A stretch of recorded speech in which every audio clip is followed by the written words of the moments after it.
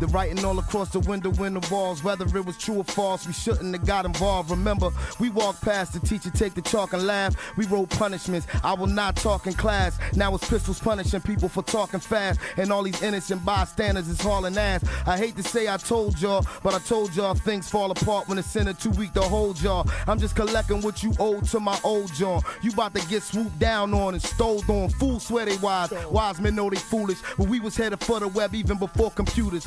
I never thought you'd give me a reason to do this. Cain and Abel, Jesus and Judas, Caesar and Brutus. I see intruders, avert your eyes. I told you keep out of the hood, circumcised. How could you sleep? I thought you always was the first to ride. Hey yo, you heard the line, everybody plays the fool. Well, I'll be that exception to the rule. The principle to hand deliver lessons to the school. I was making major moves, my dollar deja vu. My mission when my ambition was brandishing a tool to be an icon. Wearing slippers made of python. Getting mine quicker cause I'm slick as a pipeline. Transporting the oil. Tribulation and toil hit the operation. But I'm back in the soil. Got my crown tilted, my gown quilted. Slip with cashmere. Burn the room down in a minute. Built it last year. Newsflash, I dodged the bullet that killed the cashier. My homie told me to come with him to the mass shit. Them brothers said don't go from written bars filled with rage to primetime television and your gilded cage. Then forget it's people in the world still enslaved. I barbed wire my wrist and let it fill the page. Gunfire and flare, sirens glare. I'm in a... Hey, yo! Hey! Good to see you. Hayden Edwards, Philosophia, BME, Atrioc, Aquafailing, Optics Control, Reliminal, Land Cakes, etc., etc. If I didn't say your name, pretend I did and then go pog, like you just got shouted out. Pretend I did a whole, I talked about your accomplishments, the ups, the downs, the highs, and the lows. The wins and the fails. Shout it out. That's me. Oh my God, that's me. Wait, how do you know all this about me? Why, I feel so personally seen. Good to see you, Mooney. Thank you for the 27 months. Good to see you. Macho Party Gamer. Thank you for the prime. Zol Grauth. Thank you for the 27. Hey, wait. While we're starting, while I've got you here, every Zoomer raise their hand. Raise your right hand if you're a Zoomer. Obviously, I can't actually raise my hand, but if you're a Zoomer, raise your hand. Okay? Zillennials count. Zillennials count even more, actually. If you're on the cusp, you also count even more for this. Half Zoomers, probably more than anything. All right? I owe you an apology around specifically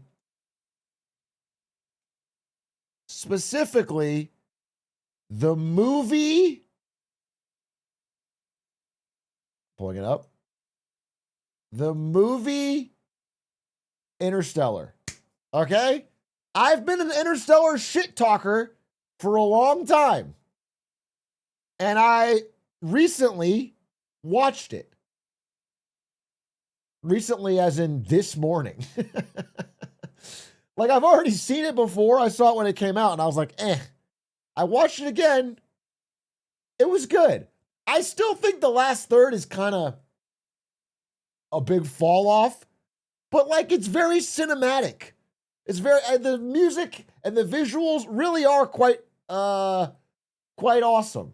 They're quite I don't know, they're special. It's cinema. And so I really enjoyed it. At least this time around, I had a much better time watching it than I did when I first saw it in theaters. Maybe I just had to pee. Dude, there's a real chance the first time I saw this movie, I was like, I have to pee. This movie's too long. Like, it's probably colored my opinion of it for years. And so I was like, yeah, it was pretty good. I'm not saying it. I don't know if it would, I don't even know where it would fall on my Nolan tier list. I don't know where it would fall on my Nolan tier list.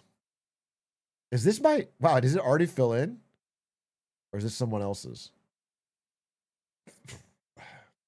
It doesn't even have Interstellar on it. I think this is my Nolan tier list from before.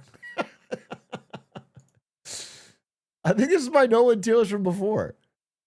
But if I were to do it again, I would put Interstellar up here in... I like it more than Inception, honestly. Maybe great. But is it Dark Knight good? I don't know. I'd probably put it here. Somewhere around this. This is right to me. Probably Dunkirk go up here. I think these two are worse. Honestly, I think this is better than this too. Yeah, this is like how I do it. This is probably how I do it. This is how I'd probably do it. Move Tenet up? No, I think Tenet is his worst one. High key. I think Tenet's his worst one. Oppenheimer's too low. Oppenheimer probably above Inception.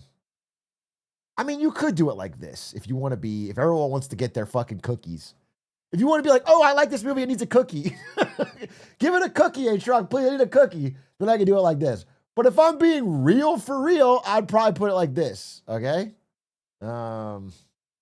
Cookies. Interstellar above Oppenheimer is crazy. I don't think it's that crazy. I think Sloppenheimer is a bit overrated. I think Sloppenheimer's a bit overrated. You guys are making me turn on it. It's obviously good, but I don't know that it's fucking... People talk about it. They get a little too sweet when they talk about it.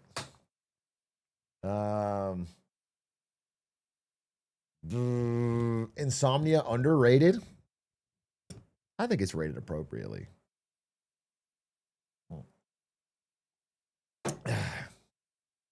It's because these kids didn't go to the theaters till 2024. Don't pull me into your boomer crusade. They don't go to theaters at all. They only go to the theaters for like one movie a year. Don't pull me in, all right? I was on Lemonade Stand Patreon, and I was saying how we need to save theaters by allowing, number one, chat on screen. I think I've said this before, but just to be clear, I am a full believer that if you go to a movie, you should be able to scan a QR code and chat, and it shows up on the left side of the screen. I think it's the only way. Have you guys seen, be honest with me, have you seen AMC stock? It is drastic, okay? It is not recovering. Theaters are cooked. It's over. It's not a buy the dip moment. There's got to be chat. Secondly, you really want to save theaters? You guys are going to hate me for this. I don't care. I'll take the fucking arrows, the slings and arrows of outrageous fortune. Second thing you need, if you want to save theaters, I'm gearing myself up for this. Imagine this, okay? You just got off of school. Oh, you got homework. There's no third places anymore to hang out with your friends. The malls are closed. Nobody does it. They're not bowling alleys. Nobody does any third places. Here we go.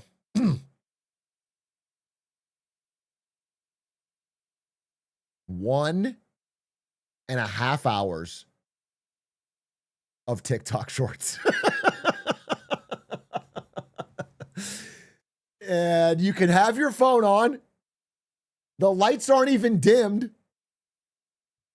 Everyone can go in with their friends and they just watch his shorts. It's a scroll session. And you can pass the aux to different phones. Did I just save the American theater industry? Yes, I did. Will I get credit for it? No, they'll tar and feather me. Okay?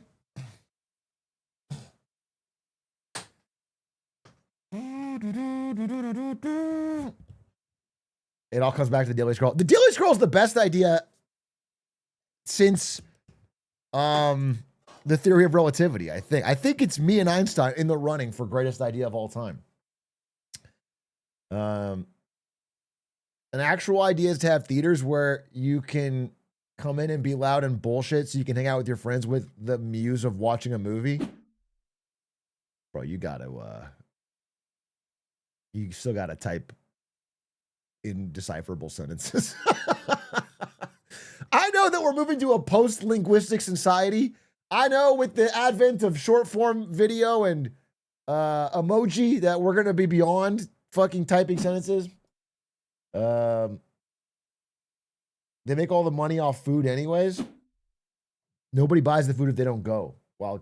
Do you think that if movie theaters, the theater part dies, that AMC is going to be fine because everyone comes in like a restaurant to buy popcorn and candy? Do you think AMC's like, oh, well, they don't like any of the movies, but they'll definitely keep showing up to pay $13 for a fucking pretzel. No, the only reason they can make the money on the food is because of the attached entertainment product. So that has to get people in the seats.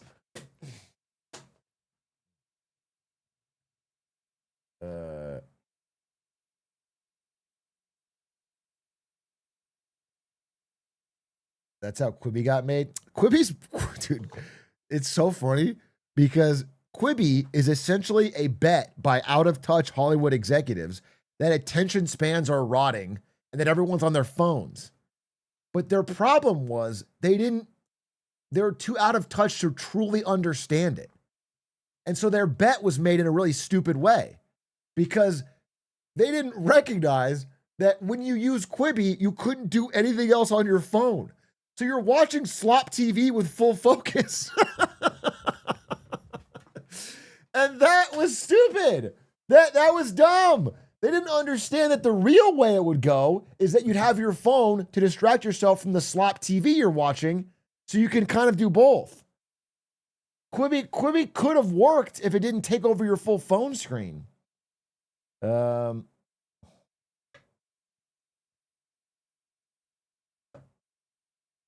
What even is a Quibi? Quibi was a COVID era startup from Jeffrey Katzenberg at DreamWorks of Shrek fame that made quick bites. They were called short form video, but like it wasn't like creators making TikToks. It was like Chance the Rapper making Punk'd, but 10 minutes long. It wasn't movies. It was like TV shows that were 10 minutes long. And it was a disastrous flop. It was a disastrous flop. I mean, all the content was slop. But that's not even the worst part. It's like, you will watch slop content occasionally. But are they going to pay you a subscription fee to watch it while it takes over their full phone? No, it doesn't make any sense. Thanks for the 42 months. Thank you very much, Grayton16. Shuckle TV, Day for the Prime. Who remembers Yik Yak? What was Yik Yak? I don't really remember that. Scholar Jackson, thank you for the 2 gifted. Did you have a message? You said, Big A, if you could wish on a genie and make any changes to the government to save the country, what would they be? Okay, number one, I would wish that Donald J. Trump gets another term because I think he's on a perfect path and he just needs a little more time. So I'm a little bit worried that if he doesn't get 4 more years, that he won't be able to complete his incredible journey. And then wishes 2 and 3, I would throw out the window because I'm already good. I already saved the country with the first wish. You know what I'm saying? So, that's basically it. Devin, let us think of the 28 months. Thank you for the 28 months. You missed my 4-year message last time I was here. I'm sorry, Flying Bee, man. Thank you for the 4 years. Do appreciate it. Sincerely. I wish for more debt so the country had something more to grind for. I don't know. I mean, the number one wish I always say is truly ironclad rules getting money out of politics. You know, repealing Citizens United is the start, but then even more further than that, just completely separating the ability to do legalized bribery, aka fucking lobbying, out of the. That would be a good first start because nothing else can be fixed. Well, that's still. The second thing would be for a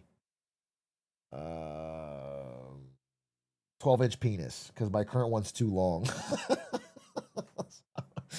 I want to shorten it a bit. I want to. So it's a grass. Grass. I have the only Twitch chat on Twitch that would be like, little crass. Oh, excuse me, sir. This is a place of. Have a little decorum, okay? This is a family. Like it's a library. A little uncouth here, sir. Hey, Killer Whales, here's my pitch. Movie theaters, but better. Split the screen into 3. Subway surfers on the left, TikTok screening in the middle, trending crypto on the right. Of course, combined chat. Well, that brings me to my next subject. Trending crypto doesn't exist. We sort of talked about it, but crypto's in an absolute free fall winter, bro. Barrel down under 75K, down to 71K today. Despite all the talk for years and years and years about how it is a great hedge against dollar debasement, right when we have the dollar debasing like crazy, precious metals are up, land is up, real estate, and then what? Fucking Bitcoin craters? It's just a fucking levered NASDAQ.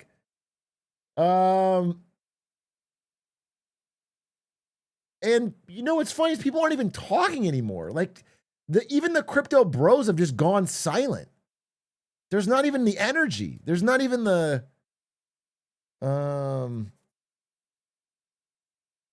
obviously Hawk Tuah coin is going to maybe turn it around, but it's like, it's not even dying with a bang, but with a whimper. So, who knows? Something that could always happen, right? But it's just you don't even see any catalysts. It just feels like totally. It's below where it was when Trump took office. The ultimate crypto president. I think all cryptos are down from when Trump took office, which is wild because he gave them that big surge because he was going to be the crypto guy, and he's completely refused to regulate. The SEC has no crypto enforcement, and it doesn't matter. It's still fucking dead.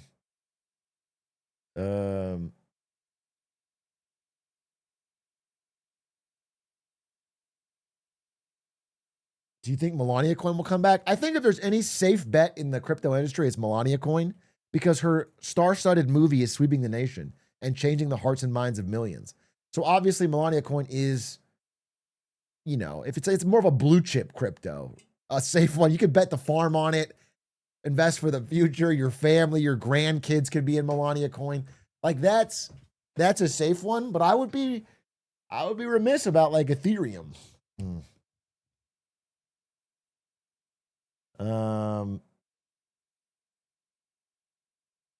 The catalyst is Epstein helping found BTC. Now there's tons of conspiracy.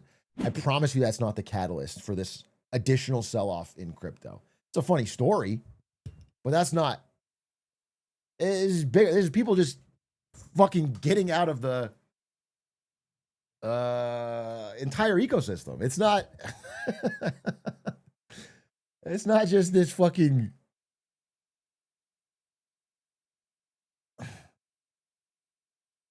Is it because of the new Fed chair? Not. It is more than all of that. It is like a rotation into other things. People are just not believing that they're gonna make money in it, and there was no real reason outside of the greater fool theory. That was it. You know what could spike it back up? Big beautiful bill rolls out, a bunch of stimulus. Crypto will go crazy again. I will never rule that out. A ton of government stimulus could go that, but in the current direction, what is the catalyst that stops this slide? I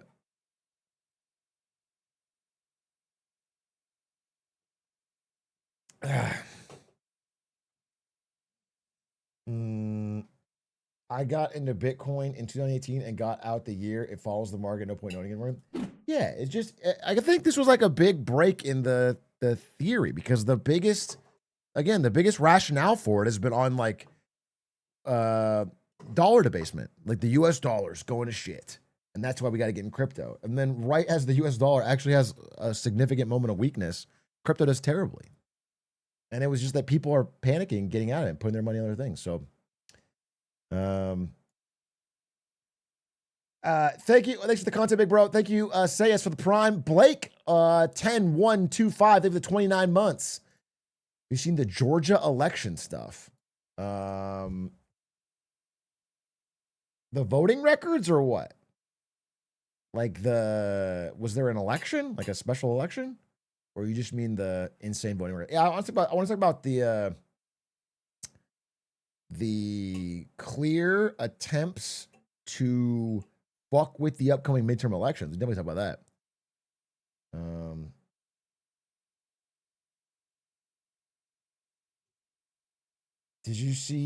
Have you heard about the Texas Senate election controversy?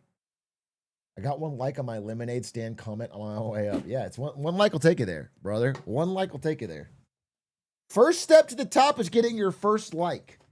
Once you get your 7th like, you get the Ferrari.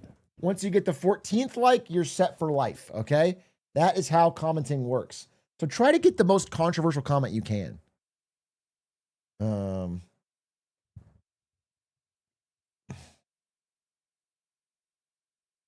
That's how addiction starts. John Scooter, think of the prime. Could you make a vid aimed at my boomer dad demographic? I need to get him out of Bitcoin. Your boomer dad is in on Bitcoin? What got him in that? What gets a boomer to break bad on Bitcoin?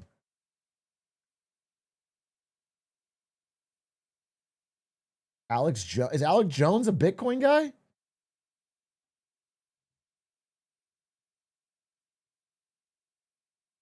Imagine their divorce.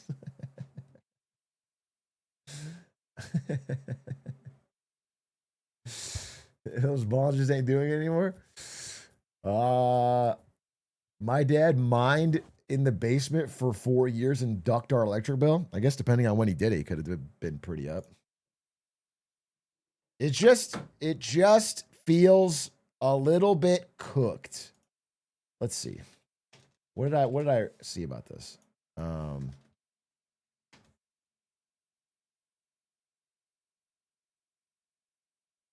I like this. From Joe Weisenthal. Someone said, I haven't seen this posted in a while, and it's like the Bitcoin McDonald's meme, which is what people usually would say when crypto was down. But he's like, this is such a brutal crypto winter, nobody's even joking about it anymore. And if you were anybody doing it, you wouldn't see it because there's no crypto Twitter anymore. Like the whole energy is dead. It's like plus, if you look at the numbers, the people that actually own it, it's like it has a worse inequality than America or the dollar, dude. It's like 99.8% of Bitcoin is owned by fucking 12 wallets.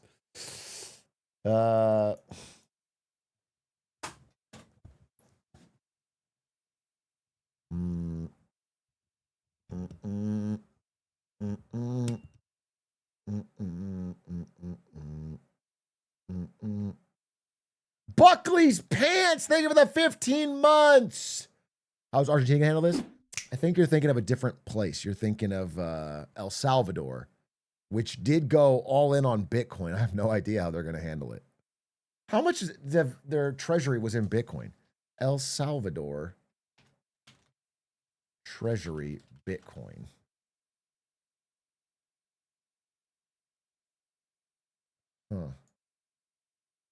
El Salvador owns 7,475 Bitcoins as of November of last year. I mean, they lost a lot of money in the past few months. I don't know.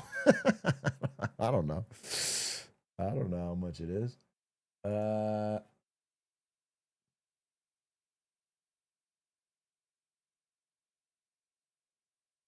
think they sold a lot. It doesn't sound like it. Oh my gosh, I should go bankrupt.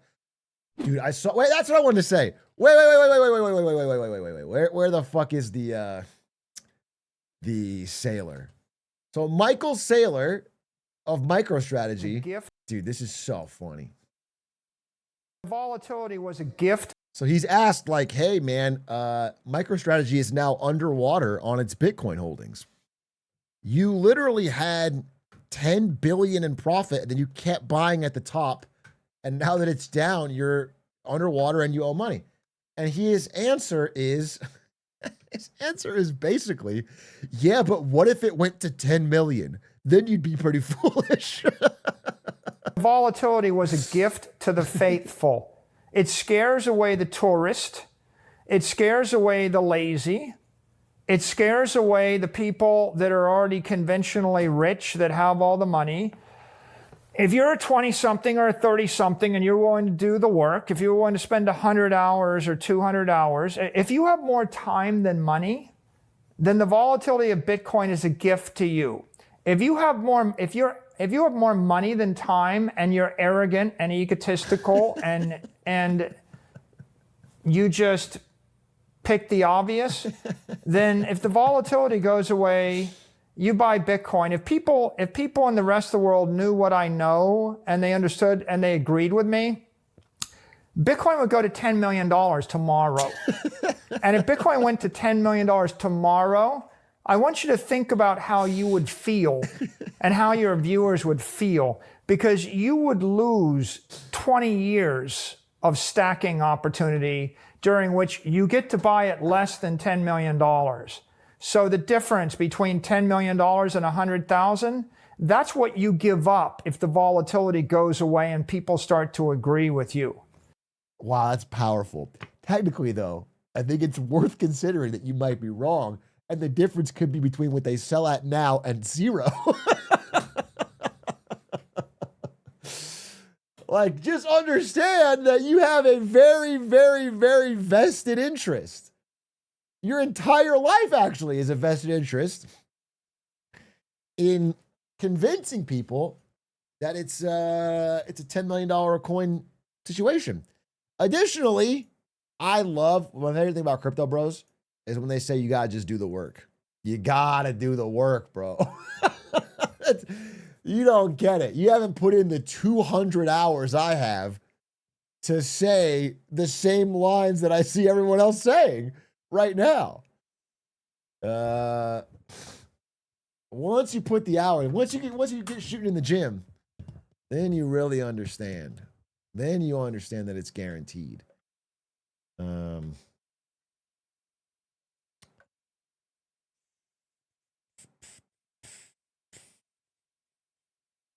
What would wait,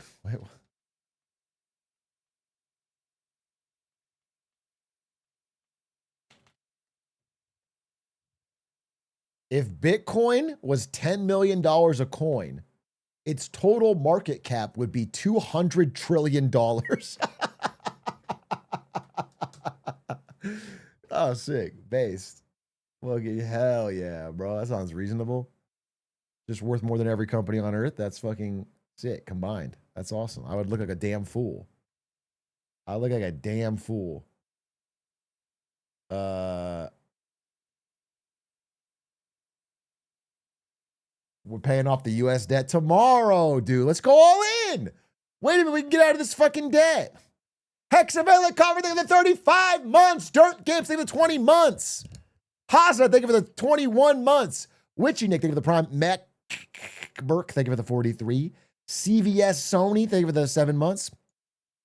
Hey, Big Ab, I've been rewatching Mad Men. I can see why they called you the Don Draper of NVIDIA. Because I'm an alcoholic? Thank you. I appreciate that. I guess. He's a really not flattering character. And honestly, he's not even that good of a marketer. Okay? For all they say, most of his marketing ideas is like show up drunk last minute and kind of freeball it. He kind of goes like, we're not selling sliced ham. We're selling happiness, a little bit of joy. And then the ad is like, Oscar Mayer, happiness. And then like the music swells up and they're like, holy fuck. But it's not like it's the greatest campaigns. The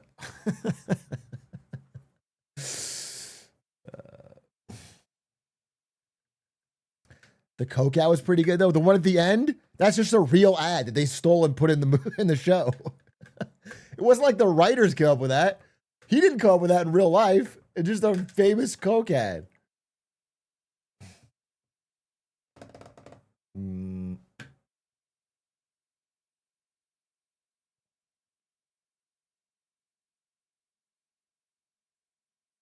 In this series finale, when he came up with the Folgers commercial, he's like, what if there was a coffee Folgers commercial, but with a lot of incest undertones? And then the music swells up. Don Draper, you've done it again. He was playing versus plumbers. He really was, dude. In those days, marketing It's like, it almost didn't matter what the copy was. It was just spend money and put it on TV. There's 3 channels. Everyone in the world will see it. It's not like some brilliant fucking, it's, it was just distribution, honestly.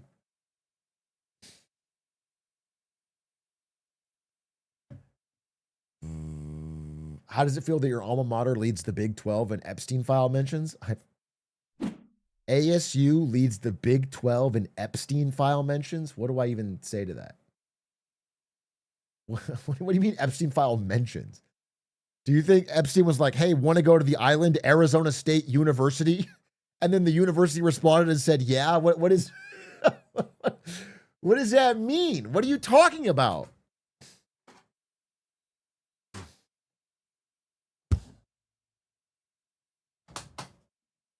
Anyway, sounds like we're number one. Sounds like we're number one yet again. Are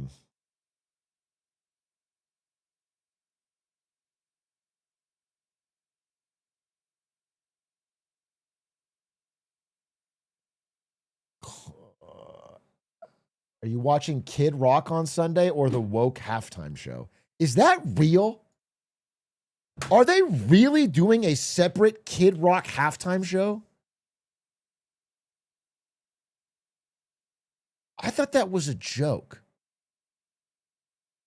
Turning Point USA announces Kid Rock as rival headliner to Bad Bunny's Super Bowl halftime show. The All-American halftime show will be a celebration of faith, family, and freedom.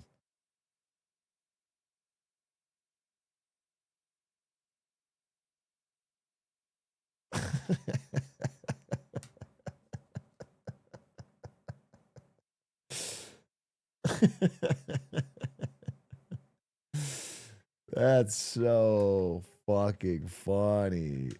That's so funny, dude. Yeah, I'll be watching this, of course. I mean, faith, family, and freedom. 3 F's, bro, of the Atrioc stream. So funny because, like, if you're thinking about the ultimate embodiment of Christian values, faith, family, and freedom, and you go to Kid Rock, Kid Rock's coked out of his mind, dude. What are we talking about? That's the guy? That's your guy? Is it? I think he's just white. I don't think he's like, oh my God. Pete Hegseth. Hey, how can Department of War get in on this? How can the United States Department of War get in on this? This rumble stream of Kid Rock during the Super Bowl. That's what we got to focus on. Fire, dude. Fuck yeah. This is smart. This is all really smart stuff that I'm seeing. This is all fucking intelligent. Farm beat 26 months. Hey, Shrock, I need you and your chat, that's me in this chat right here, to know about an indie game called Mio that came out recently. Are you selling a game? You need to go in blind. Bro, I'm not going in at all. I'm sure the game is good. There's like 3 games I'm going to play this year. 4 maybe. Okay? 4 games. One of them is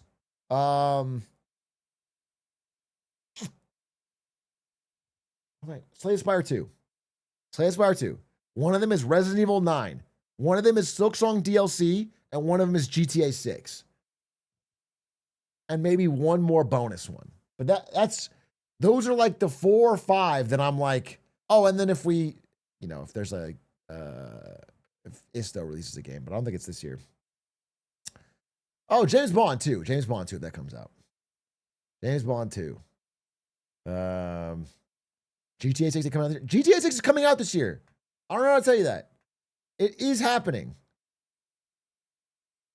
It is coming out this year. You guys are saying copium, but I'm gonna be right. And then what are you gonna say? You're gonna say I knew all along. I'm taking a screenshot right now. Everyone say copium, and I'm gonna screenshot you. We're gonna pull a screenshot up at the end of the year when it's out. I'm pulling a screenshot up. I'm screenshotting you, and then we're gonna read some of these names when the game comes out, and you're gonna be like, "Wow, caught." I screenshotted both. Haven't they barely started bug testing it? I don't know. Let me go check my Slack I'm in with the Rockstar developers where they keep me updated on how exactly far along they are on bug testing. I'll go check I'll go ask. I'll ask my uncle who's the fucking CEO of Rockstar, and he's going to tell me, no, we don't know where they are, but they announced they're going to release it this year, so they probably are.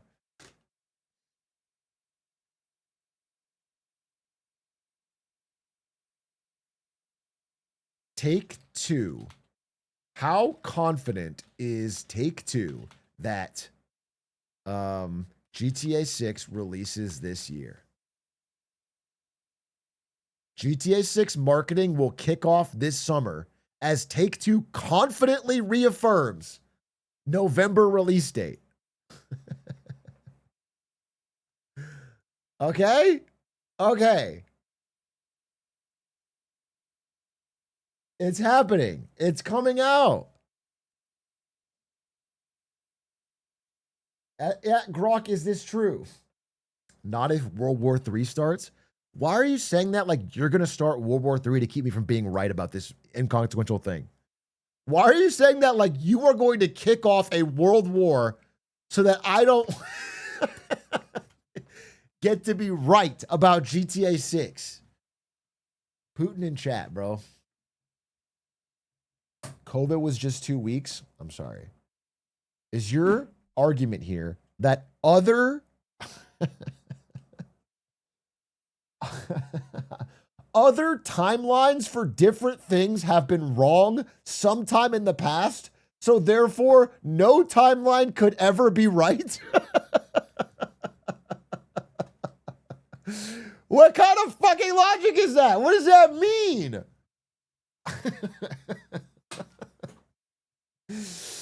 Oh, you guys are dropping truth nukes on me. It's like I'm watching Oppenheimer again.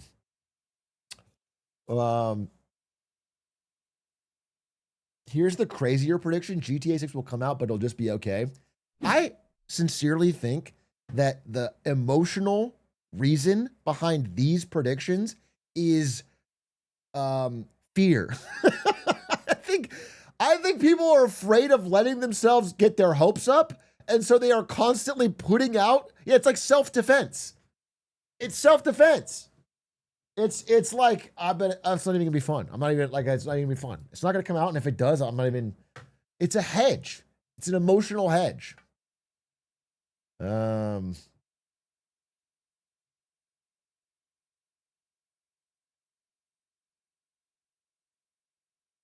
That being said, the true honest thing I think will happen for me, not for everybody here, but for me, is that the game will come out. I'll play the campaign. I probably, like the main game, I probably won't even finish it, and then I'll put it down and never touch it again.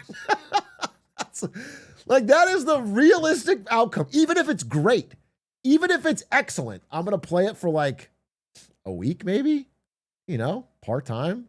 I'm like, that's pretty fun. And then I'll just do something else. Like, and that is my realistic outcome for how it goes, even if it's a true classic. So it's not a game changer for me.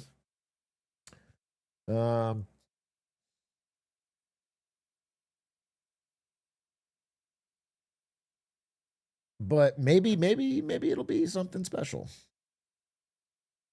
I think if you're an online GTA player, it's probably going to be worse at launch than GTA 5. I think the story, the main game or whatever, is going to be better. And I think the online is going to be worse. And that's probably just the facts of life. That's the facts. That's the way the business works, baby. Will you role play with Squeaks? Yeah, I mean, whether or not I buy GTA 6, we're going to do this. Just to spice things up in our lives, But gaming-wise, I'm not sure. Oh, dude, I was thinking. Let me ask right now. I'm just going to put the fucking question out there. Where is that? I'm gonna ask Clint Stevens. You know how a while back we did a thing where I taught Squeaks how to beat Squeaks Atrioc Hitman. I trained the worst hitman in human history. We're gonna teach Squeaks how to be the ultimate hitman. Damn, this got 1 million views? When did this get 1 million views? This was like a 8 out of 10 when it launched. We're gonna teach Squeaks. This shit got an ass on it. It's got a long tail. When did this get 1 million views? Squeaks diff? Squeaks literally has no videos with 1 million views, I gotta imagine. I'm checking Squeaks' channel. That's right, I'm throwing him under the bus. Sort by popular? None.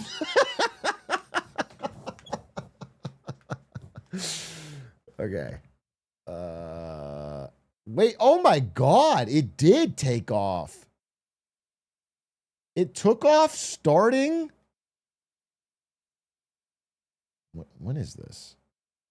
November of 24, maybe? Wow. Wow. Here, I'll block out the revenue, but take a look at this.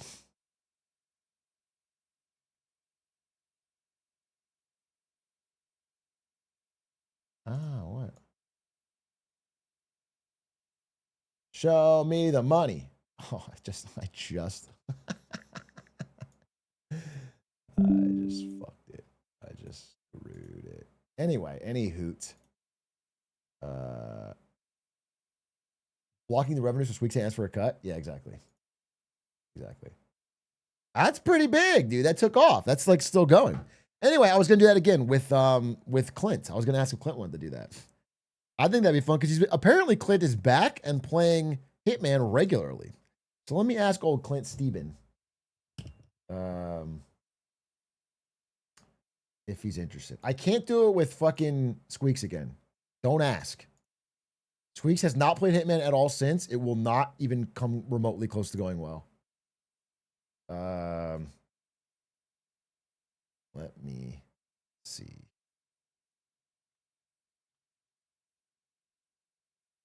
Boop, boop, boop, boop. We're going to teach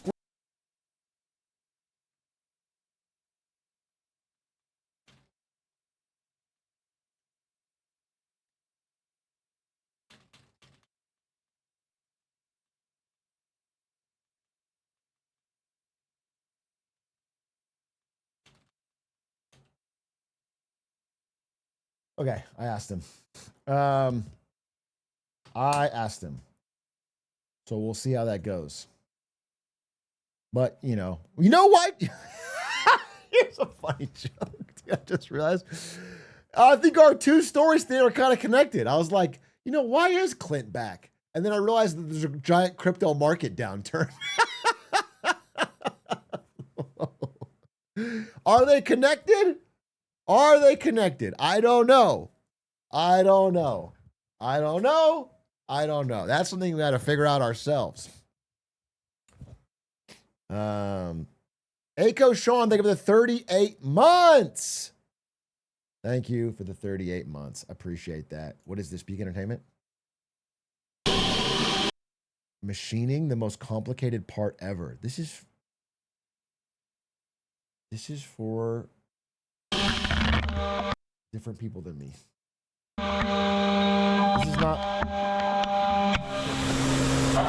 This is somebody's kink, but it's not for me.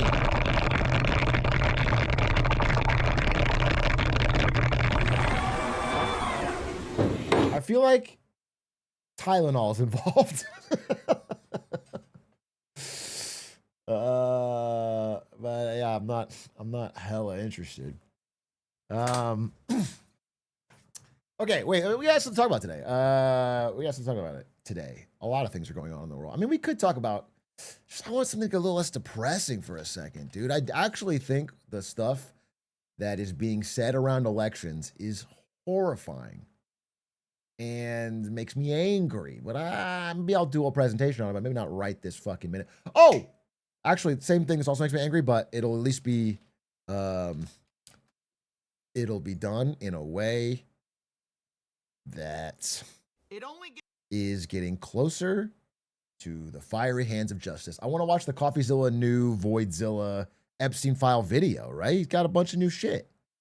I wanted to watch that. Absolutely wanted to watch that. I haven't seen it yet. The person I'm really waiting on, I don't know if you guys have heard of this woman, Julie K. Brown. Julie K. Brown is probably the single best journalist about the Epstein files. She has a Substack. She is named in the files as the journalist that he's most afraid of. He's like, she's asking questions. This could be bad for us or whatever. She's awesome. And she's like going file by file, building a web of connections, she's been following this story for a long time since her time in Miami. I believe she's one of the people that helped originally bring in the justice. Julie Brown is awesome. And so I'm like soft following this Substack of hers. I paid for it. And I'm going to try to see if there's like a thing worth shouting out. Or maybe it'd be awesome to interview her. That would actually be awesome. But so that's what I'm looking forward to the most. But she is still going through it. Like her recent post was that she has only just begun to dig through. Look at this. Her first line is this. I spent most of the weekend tediously going through the Epstein files. And when I say tedious, I mean going through the files page by page by page for hours and hours.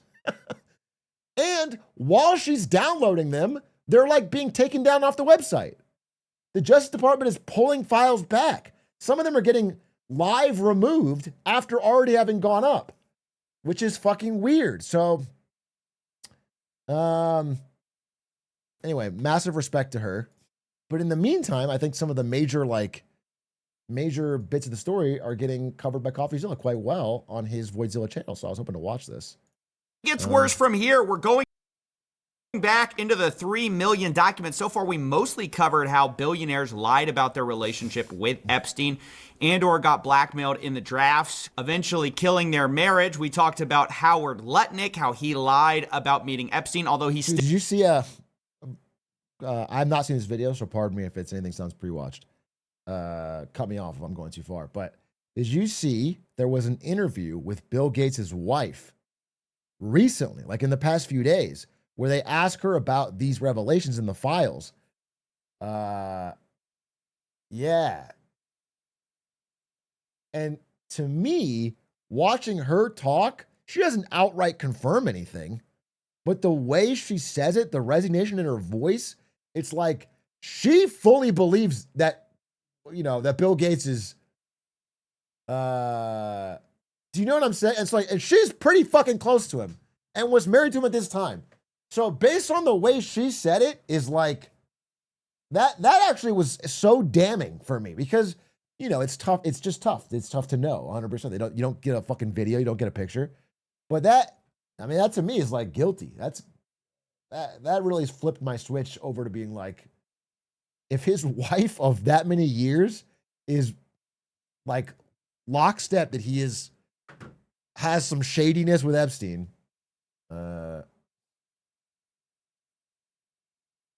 then there it is.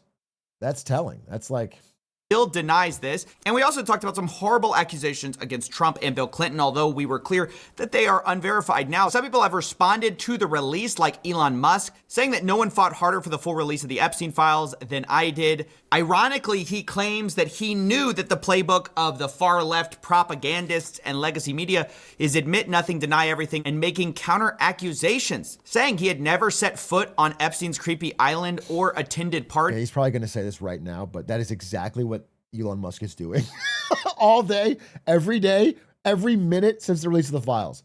All day, every day, 40, 50 tweets a day. All he's doing is saying, I have completely not been involved in the files. This fully exonerates me. And by the way, have you seen Reid Hoffman? Reid Hoffman is definitely guilty. It's like insane. It's like he's doing. Despite the fact we saw last time that Elon was asking to be invited to the party, what day and night would be the wildest party on your island? Nevertheless, I think it's an interesting point. The playbook, as we get into this much darker side of the 3.5 million files, you're going to notice this trend is true, that everyone we're going to talk about, basically they admit nothing, they deny everything, and then they usually make counter accusations against other people in the files. Almost no one has faced any kind of consequences for this whole thing, leading me to... Pause. Nobody in America. Honestly, a lot of... Oh, he's going to say this. Fuck, dude. All right, fine. Yeah, like people, there's like 6 different people all over in Europe that have had to resign from powerful positions. To wonder, why is it that it seems like really only in the rest of the world has anyone faced anything? I mean, you've got the former Prince Andrew losing his title. You've got the Slovakia National Security Advisor resigning over the Epstein links. But in America, I'm really hard-pressed to think of anyone who has actually faced any kind of accountability. I think Larry Summers stepped back voluntarily. But other than that, it's hard to think of anyone who's faced any kind of justice. In fact, arguably, Ghislaine Maxwell's life is better than it was previously since these Epstein files. Anyway, has he showed the Thomas Massey videos in here? Because I got to say, like I've said, despite not agreeing with Thomas Massey on, I don't know, abortion and guns, he has been incredible around the Epstein files, like truly incredible. And I would like to show him and Ro Khanna have worked together, bipartisan. And I think this speech right here, this is the one I wanted to show. It's wrong. Do not let the Senate muck this bill up. And if you're a party to that in the Senate, you are part of this cover-up that we are trying to expose. I am sorry if one of your billionaire donors is going to get embarrassed because he went to Rape Island. That is what they have coming. In fact, they need to be on the other side of bars, a lot of them. Some of them will be embarrassed, but some of them need to go to prison, and the survivors know that. So how will we know if this bill has been successful? We will know when there are men, rich men, in handcuffs being perp-walked to the jail. And until then, this is still a cover-up. That says it all. That's 100% true. At the end of the day, nobody is going to feel like this has been... I mean, we have Trump out there saying it's time to turn the page on the Epstein files. That's what he said like 2 days ago. He's like, all right, the new 3 million are out. It's all over now. It's time to turn the page. What the fuck are you talking about? What the fuck are you... This is just opened Pandora's box of more... People are more enraged than ever. You have the AG, I think it's the New York deputy AG, or which AG? Was saying, that's it. There's going to be no more convictions.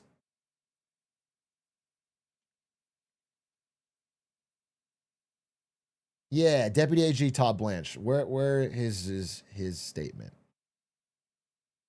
Todd Blanche. You got Todd Blanche saying. Is there any chance? He said 2 things. One of them was fucking crazy. This is on Fox. All right. This is a truly crazy thing to say. It's like the biggest misread of the room I can imagine. That any of these individuals who partied with Epstein and engaged in, relations with minors will be prosecuted? Well, Any look, chance? I'll never say no, and we will always investigate any evidence of misconduct. But as you know, it is not a crime to party with Mr. Epstein, and so as horrible as it's not a crime to email with Mr. Epstein. And some of these men may have done horrible things, and if we have evidence that allows us to prosecute them, you better believe we will. But it's also the kind of thing that the American people need to understand, that it isn't a crime to party with Mr. Epstein. It isn't double down. It looked like that's all that was going on some of those photos. I mean, if the photos could speak, some of them look pretty bad. That's right. And unfortunately, photos can't speak. And so we need witnesses and we need Are there evidence videotapes that you all have? Or well, some of the people we saw on camera? I would like to see his answer to that. But, like...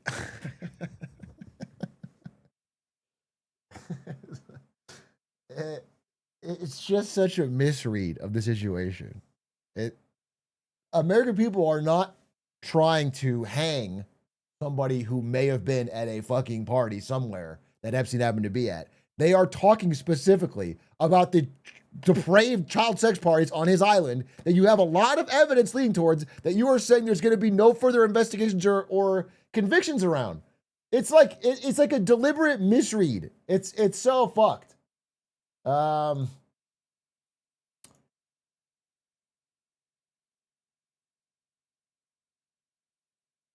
Our child. By the way, another statement of his about what was not included in the files that was released. Any depiction of CSAM or child pornography was obviously excluded. Anything that would jeopardize an active federal investigation. And finally, anything that depicts or contain images of death, physical abuse, or injury, also not produced. Which means you have them. Which means when you have those things and you are telling the public, hey, it's not a crime and party with Epstein, we're not gonna do any more convictions, it sounds fucking insane. It sounds, it's truly diabolical. So, yeah, I don't know. This whole thing is just another disaster on top of disasters, bro.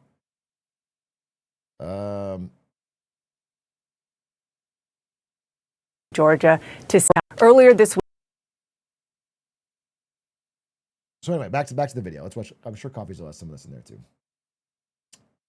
This might be crazy, but something fishy's going on here.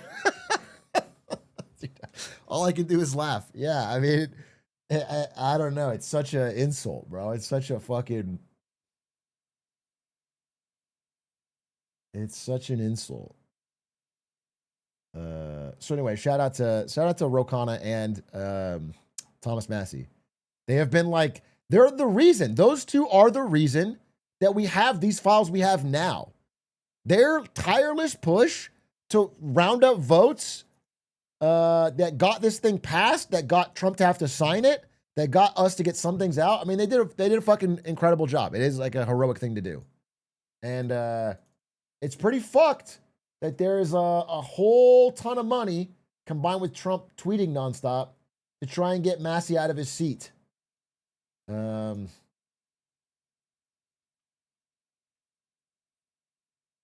Against who? In Kentucky against Gallreen.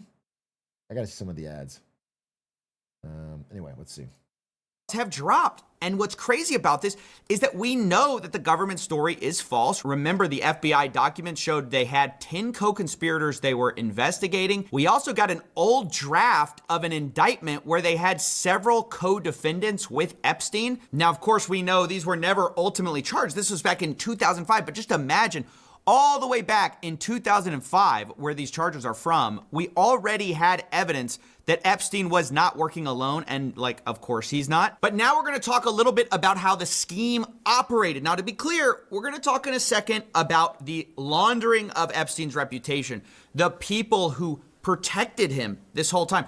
But right now, I wanna talk about how Epstein got some of these girls in the first place, because the Epstein files provide an interesting look behind the curtains. Obviously, we know Ghislaine Maxwell was helping, whether it be procure the girls, talk them into stuff. But now we have emails of a different side of the scheme. It says, yesterday I spoke to Daniel Syed, who Jean-Luc Brunel describes as a scout or recruiter of girls or women for Jeffrey Epstein. Attached to this incoming email from Brunel is the contact information he has for Syed. And then they blacked out his number. He died in prison, Chaga says, but Jean-Luc Brunel died in prison.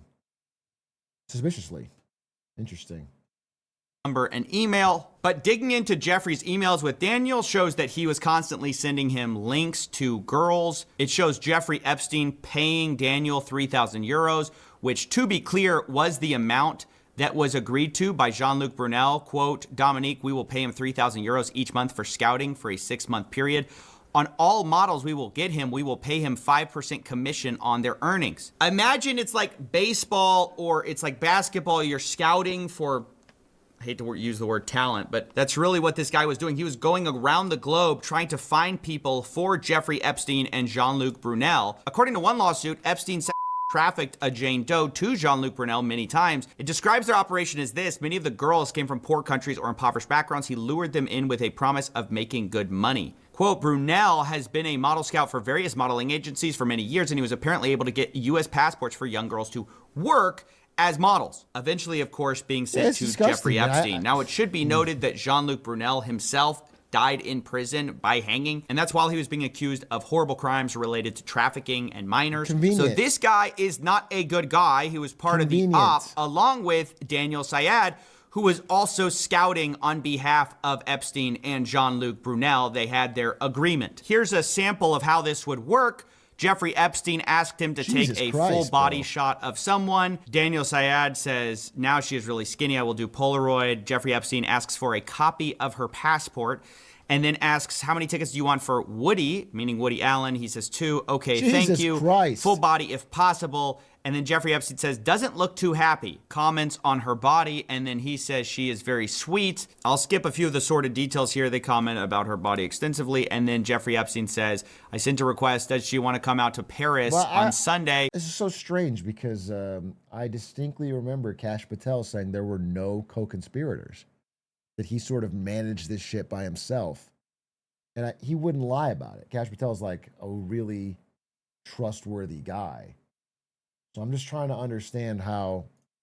He says, I will invite to come. And this is basically how it worked. Daniel Syed flew around the world looking for women, sending photos to Jeffrey Epstein, who then would get copy of their passports and bring him to the States. Here's an example of this. Daniel Syed brings him a girl. They didn't redact this name, but I'm going to do it. He says, very nice, easygoing, dream to work in United States or visit the United States working as a model in Dubai. He asks age. Daniel says 22 or 23. I forgot to ask her. She looks younger.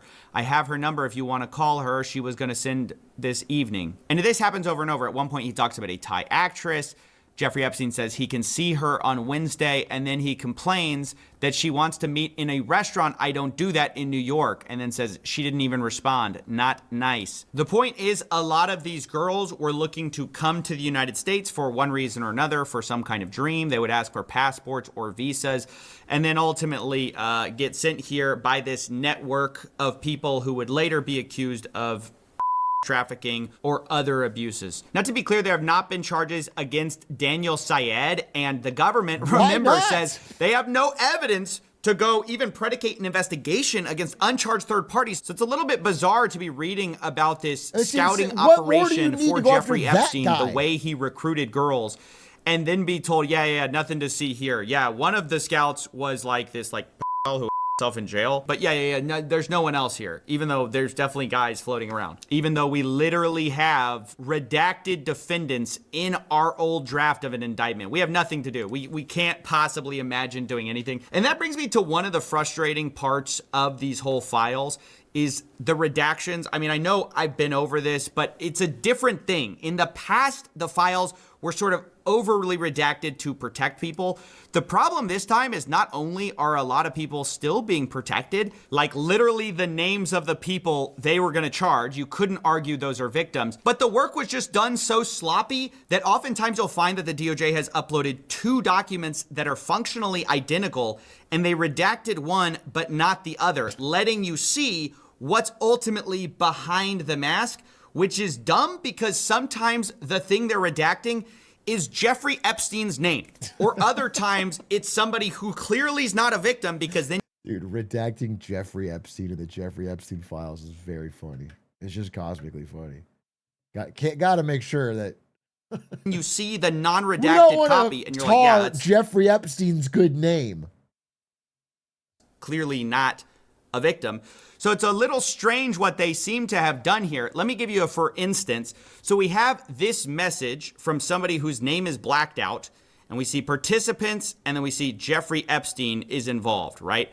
And it says, we need to work around Jeffrey Epstein iTunes at gmail.com.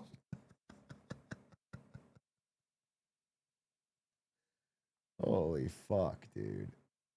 That's his email?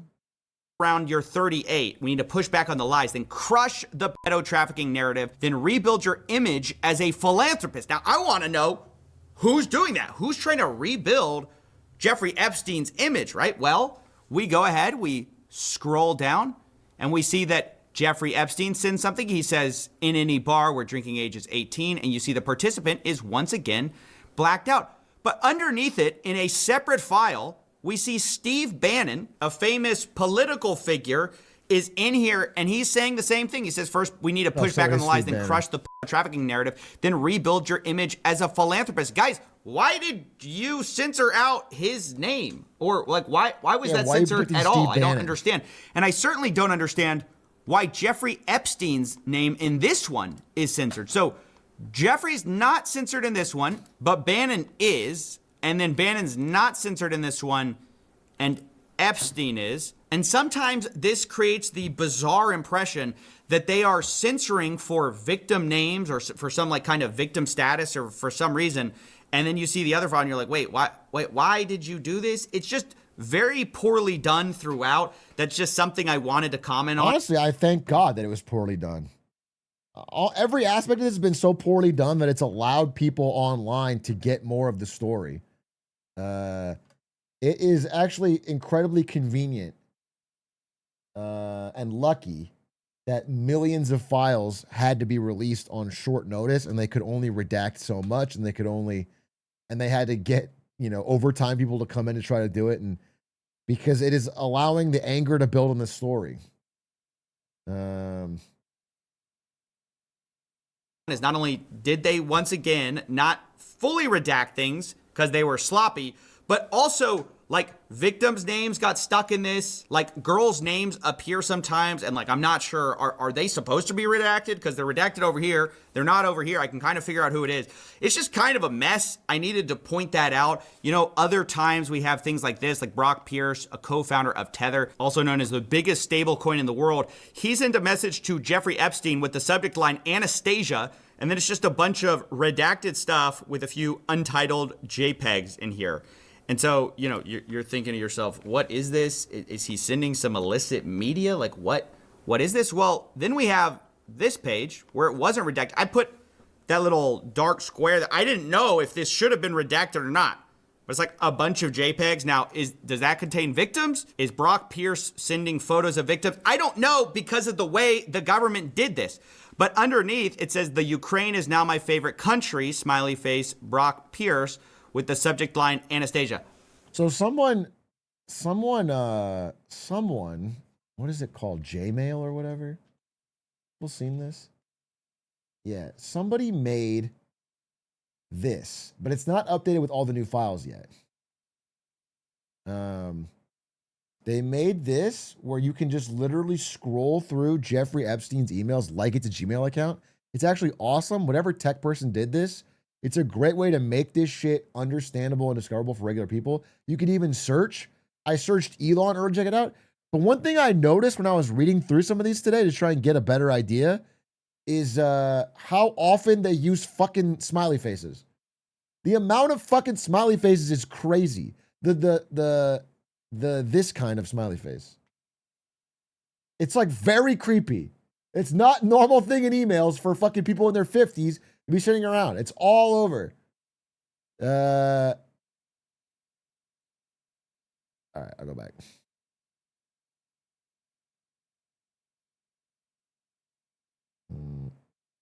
I don't know what to make of that. I'm just saying the redactions, like the way they did this is not good. But now let's return to Steve Bannon and his we're going to crush the trafficking narrative.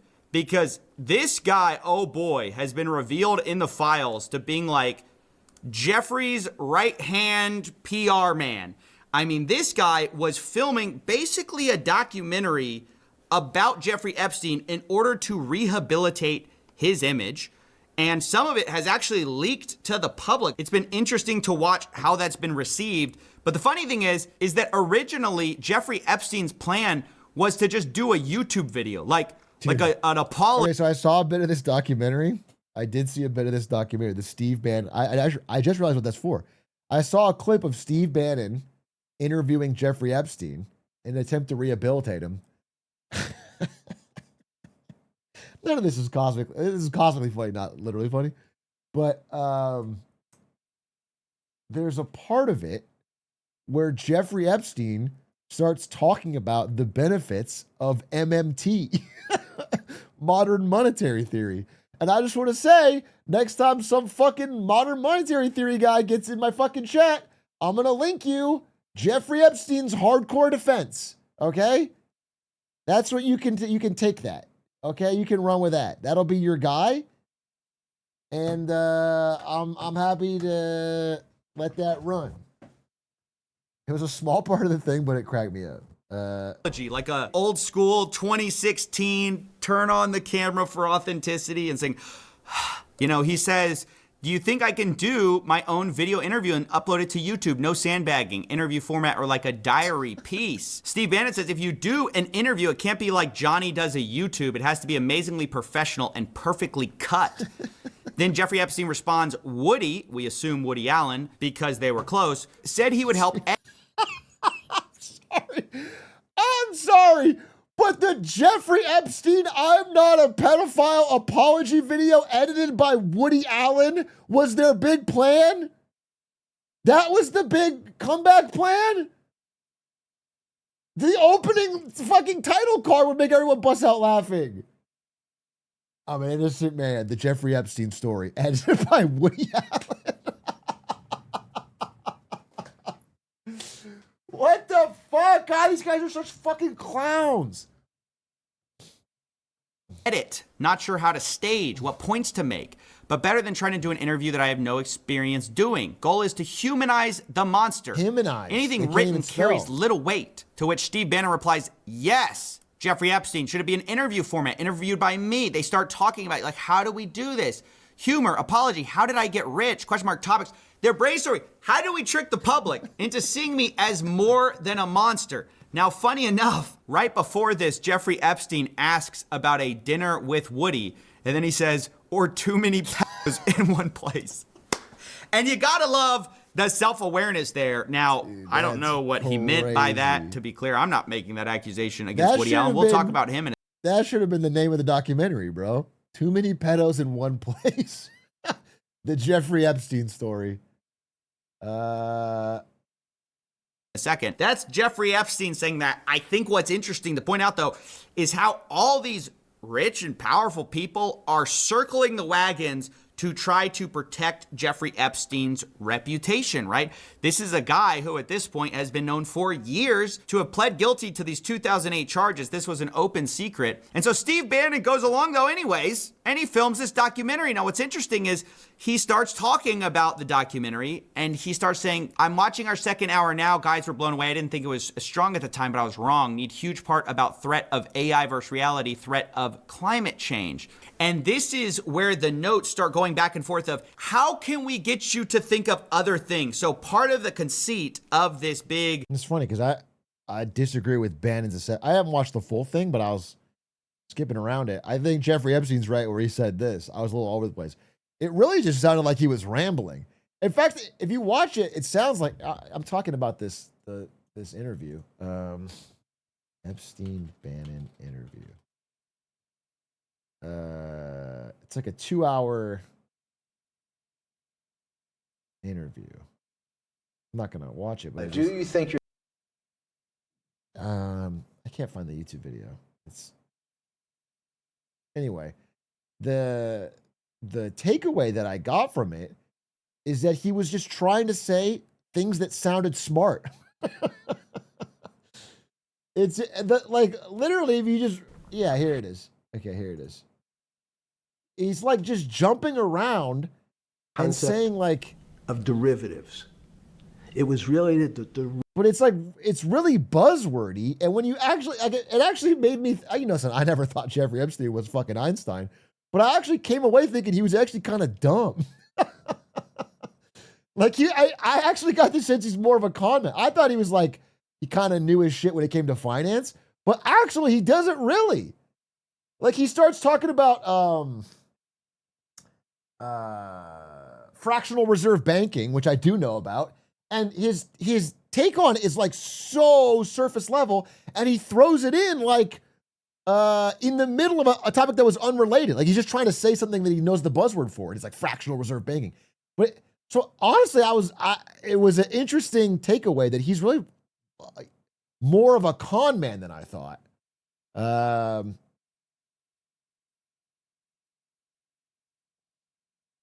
threat of climate change. And this is where the notes start going back and forth of how can we get you to think of other things? So part of the conceit of this big interview of Jeffrey Epstein was to try to humanize him and actually present him as this genius, everyman, quirky guy with a few flaws, right? They knew they couldn't run away from the crimes. To quote, in Bannon's words, yes, yes, yes, of course, but we must counter rapists who traffics in female children to be raped by world's most powerful, richest men. That can't be redeemed. Can't redeem the unredeemable. You are a lot of things which we will show, but you are not that. Bannon is aware that like they can't fully embrace the Epstein thing. They have to kind of make it about more than that. And if you see the YouTube clip going around, that's what that is. And it's been so interesting to watch the reaction because you see, even for people who've been prepped with the idea that this is basically propaganda, some of them still fall for it. They post things like, you know, oh, Cat Bro is casually confirming the world's conspiracies because he's talking about 2008. But guys, that's the whole deception. They're like trying to be like, hey, this guy, this horrible monster, he's going to tell you this. That is just proof to me of how stupid what he's saying was that YouTube commenters thought it was smart. Because low key, if you just want, it's not smart at all, bro. There's like no, it's like as shallow as a fucking puddle. I promise you. None of the he said was like at all. I mean, I haven't watched the whole damn thing, so I guess there's more I could watch. But I got the opposite impression, bro. Secrets of the inside club. So you think more? That's the whole thing. That's how they're getting away with this. It's not some kind of, oh, he happened to want to talk about this. This is all premeditated. This has gone through revisions. They even called Jeffrey Epstein the smartest guy in the room. Look, you're the smartest guy in the room, right? You know that. It's honestly ridiculous anyone believes the false conceit of, you're obviously the smartest man in the room. You could tell us the world's secrets. I mean, this guy, honestly, he talks about some of his engagements, like with the Rockefeller board, and he tries to say that owning a calculator is why he got that. It was very advanced in those days to have a Texas Instrument calculator where it could, by putting in the numbers, it would multiply for you to do square roots. And that was the first thing. Everyone who had a calculator was already advanced on Wall Street. The most important parts of business were really now going to calculations. Places like Rockefeller needed someone to say, look, we're entering a different world where numbers and the numbers of companies, portfolio management was going to be balanced. It was going to be statistical. Jeffrey, could you come on the board, potentially sit on the finance committee? So we're honestly supposed to believe that Jeffrey Epstein got onto this prestigious Rockefeller board because he had a calculator, but also that he's the smartest guy in the room, the smartest man on Wall Street. And let's not talk about those horrific crimes he committed because, you know, he's not really such a bad guy after all. But it wasn't just Steve Bannon that was trying to humanize or giving advice on how to humanize Epstein. It was also Richard Branson, the famous billionaire. He was caught emailing Jeffrey Epstein saying, "Dear Jeffrey, it was really nice seeing you yesterday. The boys in water sports can't stop speaking about it. Anytime you are in the area, would love to see you as long as you bring your harem." I don't know, that's not that ambiguous, guys. I think we can imagine what that means. But anyways, he says, one, I think if Bill Gates was willing to say that you've been a brilliant advisor to him, that you slipped up many years ago by sleeping with a 17-and-a-half-year-old and were punished for it, that you've more than learned your lesson and have done nothing that's against the law since. And yes, as a single man, you have a penchant for women, but there's nothing wrong with that. Anyway, something along those lines. He's giving him PR advice. How to get your reputation back. Hey, Jeffrey, privately, I loved you. You can come back anytime with your harem. Jeffrey Epstein responds, nice seeing you. Thanks for your hospitality. I appreciate your public relations thoughts. Now, according to the New York Times, a Branson representative said the two had a business meeting and stressed the women were adults and had not attended the meeting. All above board. That's what everyone says, by the way. Remember what Elon Musk said, right? That's the playbook. Admit nothing, deny everything. Speaking of, remember Howard Lutnick, who we showed on video saying that he had never seen Epstein since 2005. So I was never in the room with him socially, for business, or for even philanthropy. If that guy was there, I wasn't going because he's gross. Although also calling him the greatest blackmailer ever. This guy was the greatest blackmailer ever. Well, also according to the Times, Lutnick said he spent zero time with him, even though there are emails basically to the contrary, where Epstein is saying, nice seeing you after the conviction. I mean, these people, not only are they lying, they won't even admit when they've been caught lying. But now let's talk about Prince Andrew, too, who was caught lying over a woman at some kind of a party. I mean, just not a good, this is not doing you any favors, you know. I know Prince Andrew soon will probably be on the comeback tour. It's going to be a bunch of highly paid PR execs. Maybe Steve Bannon can jump in, shoot another 5-hour podcast trying to rehabilitate him. Like, Prince Andrew, what's the secret behind the royal family? Look, you're the smartest guy in the room.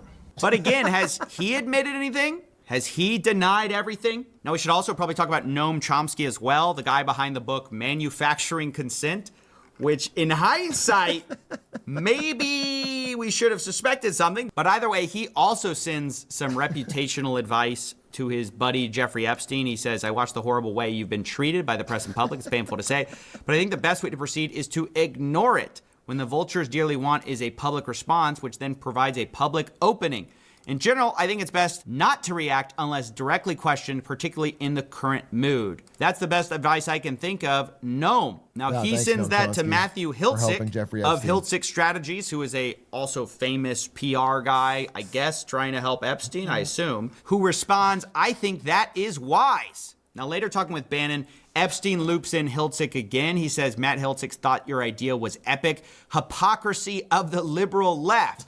And he says, yep, he would confidentially like to... Hey, we didn't talk about, remind me after this video that we should talk about SBF. That reminds me about SBF. Sit and help if you like. This is Matthew Hiltzik. You know, a lot of powerful people basically were bending over backwards, left, right, center, trying to rehabilitate this guy's image. And the question is, why? Why were all these guys so interested in their precious Jeffrey Epstein if they had no involvement? I mean, that's the part I can't figure out it. Because all of them deny it. All of them don't admit anything. And so what exactly is the problem? But now it's time to talk about Elon Musk's brother, Kimball Musk. He was also in the files. Jeffrey was copied on an email talking about Kimball's 40th birthday, where the password to the secret party was riot. And then in all caps, Boris, the sender of this email, says, I am not joking about the password. This was in 2012 in September. Now that's important because a little bit later, Kimball Musk is emailing Boris Nikolic and Jeffrey Epstein, and he's talking to them about being connected with some redacted name and saying, I believe you both played a role, whatever that means. Now, whether this was at the party or, you know, right after their meeting in October, I don't know. But what's interesting is Boris responds and says, Kimball, just FYI, you better be nice to redacted. Jeffrey goes crazy when someone mistreats his girls/friends, so better be very nice to her. Kimball Musk responds, message received. Smiley face, winky face in his thing, and then responded. Girls/friends, so better be very nice to her. Kimball Musk with another fucking winky face. These guys are... Responds, message received, wide and clear. Then he says, seriously, I'm very happy with my time so far with Jennifer. She's great. Now, again, was that supposed to be a redacted name we just read? Like, I don't know. They've been redacting it in earlier emails. Then all of a sudden you just get Jennifer. I can't really figure that out. But what I can figure out is that a little while later, a few days later, Jeffrey Epstein gets an email. Now, we know Kimball credits the meetup and says Boris and Epstein were responsible in some way for this. But now Jeffrey Epstein's being emailed about Jen's schedule. Is that Jennifer? I mean, it seems like it because Jen's schedule for the rest of the year, and it seems like the assistant has copy and pasted Jen's response because she says, Sue, these would be dates in November. And then starts saying, you know, I'm thinking this guy might be a sex she can go to New York. She says the 29th to the 7th, she's free. Kimball to New York. Then she says, Kimball, Jen, London. Kimball, Jen, London to Morocco, ? Then she has a break, and then it's Jen, Kimball, St. Bart's, assuming we're not sick of each other by the end of November. Now, I can't figure out why is she running this schedule about when she's hanging out with Kimball, who Jeffrey set her up with. Like, why is she running this by Elon Musk? To be clear, I don't know. You know, there could be, I guess, innocent explanations for this. Maybe. Yeah, I mean, maybe, right? But can we be real at this point, bro? Can we be real that if someone is emailing their schedule to fucking Jeffrey Epstein who set you up? I don't know. But all I see are constant, powerful people either being introed to girls, talking about the harem, talking about beautiful ladies, and the FBI, they can't figure it out. They have no evidence to even investigate third parties. It's not a crime to party I with guess Jeffrey because Epstein. they're rich and powerful. Around the world, we're seeing resignations. We're seeing people lose their status. But here in the United States, we've got like multiple presidents in the files. We've got the world's richest man in the files, several of the world's richest men in the files, and we just can't drum up any kind of evidence. It's just incredible to me. Now, I also want to talk about another rich and powerful person, and that is Peter Attia. He's a podcast bro. He's a longevity expert. And actually, funny enough, I read his book, and that's going to come into play here in a second because, oh boy, did I get some additional context. But let's start here with something that Peter Attia sent Jeffrey Epstein. He says, subject, got a fresh shipment. And then Epstein responds, me too, and there's a completely redacted image. Is that a girl? Or is this bad redactions? You know, we don't know, although we'll find out in a second because later Peter responded to this. But Peter says, please tell me you found that picture online. Jeffrey responds, got a fresh shipment, afraid not. Peter responds, you know the biggest problem with becoming friends with you. The life you lead is so outrageous, yet I can't tell a soul. Why, Peter? Why can't you tell a soul? Why don't you tell us now? Now that it's all out in the open, why don't you tell us why you can't tell a soul the secrets or the life that Epstein... By the way, this is all in 2015. All these emails are like years after conviction and some jail time for being a pedophile, like convicted. So this is like, okay, but he's changed. He went to prison. And in 2015, you're like, you know, the biggest problem with becoming friends with you? Epstein leads. And then we get another redacted photo, right? And then some more images. And Peter says, please tell me that's not where you actually are. And Jeffrey says, you can see the gym in the middle, just me and 4. And Peter says, I think you might have a more interesting life than the Dos Equis guy. Is this off the coast of France? No, it's my island in the Caribbean near St. Thomas. If you go to the Google Earth and type in Little St. James. Beautiful. Isn't that nice? Behind closed doors, it's beautiful. In public, you know, we'll hear about what a monster this guy is, right? But behind closed doors, when nobody's watching, oh, it's beautiful. There's some other stuff Peter Attia said, which I'm not going to get into. I don't think it's very, appropriate for medical professionals to be saying such things. But, this wasn't all business, right? This wasn't just doctor-patient kind of stuff. There's a lot of guy talk, a lot of banter between the fellas about ladies. And maybe that's why Peter Attia says that hopefully Jeffrey Epstein is in town when I'm back in 2 weeks. I go into Jeffrey Epstein withdrawal. It's so fucking crazy. The stark contrast between the public and private lives of these people. They're always like, this guy, I knew he was a creep from minute one. Could not stand to be in a room with him. And then the emails are always like, I need you in my life, Jeff. Jeff, I want to spend every minute with you. I have Jeffrey Epstein withdrawal. You're heroin in my veins, Jeff. That would be, dude, this would be an embarrassing thing to say to somebody if there was no crimes at all. This would be an embarrassing thing for Peter Attia to say to some other fucking finance dude he just met if there were no crimes at all. Let alone he's a convicted sex trafficker. When I don't see him. So guys, these two were close. I mean, apparently so close that, Peter Attia goes into withdrawal. Like, Stan's my best friend, right? If someone had an email come out where I said, Stans, I need to hang out with you, I get Stan's withdrawal. like, there'd be nothing wrong with it. The Stans isn't a bad guy, but it'd be like, damn, that's embarrassing. What a fucking crazy thing to write. The more I think about it, the more it's like, how the fuck did the guy write that? When he doesn't see him. Peter Attia says, are you on island? Jeffrey Epstein says, P Beach, probably Palm Beach. And he says, what do you do when you get there? Jeffrey Epstein, guess. Peter Attia, besides that, I mean, they're not even trying to hide it, guys. This is barely code at this point. What do you do? guess. Well, besides that, Jeffrey, we gross as know shit. what you do, right? So it's so funny that the FBI is like, we don't know. We can't tell what's out there. We have no evidence, right? No evidence that could predicate an investigation against uncharged third parties, and then proceed to dump on us a ton of evidence, at least to investigate, right? I'm not saying these people are guilty. Obviously, all of them deny, don't admit, blame other people, say other people are responsible for everything. So that is taken as a given. I am not accusing anyone here. I'm just saying, seems like we got a few leads here, fellas. Some people to look at. Now, I want to address the fact that Peter Attia has actually responded to this whole debacle. He says the following email is what I sent my team last night. I sent a similar version to my patients as well. You put your trust, your credibility, your hard work, what we built together, and I take that responsibility seriously. You deserve a complete and honest account of what did and did not happen. I apologize. It did not get this out sooner. I wanted to be thorough. He says, I was not involved in any criminal activity. My interactions had nothing to do with his abuse or exploitation of anyone. I was never on his plane, never on his island, never present at any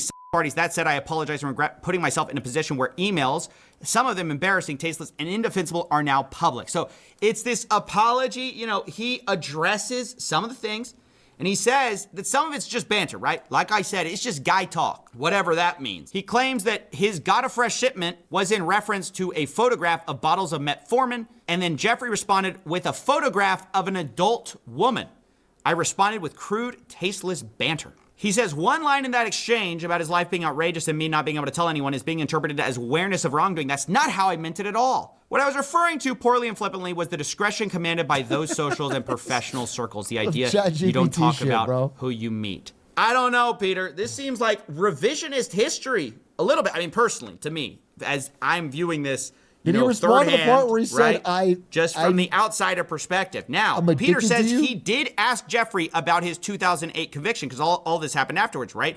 He characterized it as prostitution-related charges. In 2018, I learned that this was grossly minimized. I was incredibly naive to believe him, and then later explains that in 2018, November, he read the Miami Herald investigative article, told him he needed to accept responsibility for what he did, and said he even asked Epstein to provide therapy to Epstein's victims, which is an interesting approach to have here. Now, the funny thing is, there are some more emails between Peter Attia that we need to read, because remember that he said he read this 2018 article from the Miami Herald. I believe it's this one by Julia K. Brown in November 28th. It's Julie about Brown. Jeffrey Epstein assembling a large Julie cult-like Brown, network the of goat. underage girls. But in December, Peter Attia says, home is very good, work stressful, making some changes. He asks him, what's the fallout from the recent story? Apparently talking about the Miami Herald. Now, maybe I just didn't see the emails, that where he was demanding accountability. I don't know what that's about. But Jeffrey Epstein says, same as usual, just tougher. Peter Attia says, legally, any change. Jeffrey Epstein, 0. Interesting. So, where's the email? I don't know. Maybe Where's the email on record where you said, hey, Jeffrey, you need to get your shit together. You need to get these women therapy. You need to apologize. That's what you're saying you did. But that part's not in the email. That part you must have just said in person, while over text you were saying, damn, bro, sucks. You gotta provide therapy to, these victims happened. I haven't seen it yet. I definitely could see it, but it's just kind of shocking. I just kind of don't buy it. Like the whole, is there any change legally? That more sounds like you're covering yourself. I mean, just to be honest. But maybe I could look past all of that if not for the thing we're about to see, which just in my mind is maybe the worst thing I've seen in the files. Not for its, explicitness, the amount of simping that people did for. You know what I think is so incredible is how Obama thought to include all these little side stories that are kind of unrelated to Republicans and Trump, just to make the files seem more credible. That was fucking smart. Because if he had just included the Trump parts, it would have seemed like, oh, that's obviously an Obama hoax. But he did a whole world building. He has this Peter Attia stuff. He pulled it all together. He's a fucking mastermind, bro. You can't hate him for the tan suit. I do. Don't get me wrong. You have to give him credit. He's a damn hard worker. Jeffrey Epstein. Now they all say, oh, it was a personal mistake, blah, blah, blah. I regret it. I didn't look into it enough. But the level is just, you've never seen anything like it. So remember I said I read a book by Peter Attia. It was called Outlive, and he's supposed to be this doctor who knows a lot about longevity. So he writes it, and I picked it up. Wait. Loki, I might have this book. No, it's called Outlive. Oh, yeah.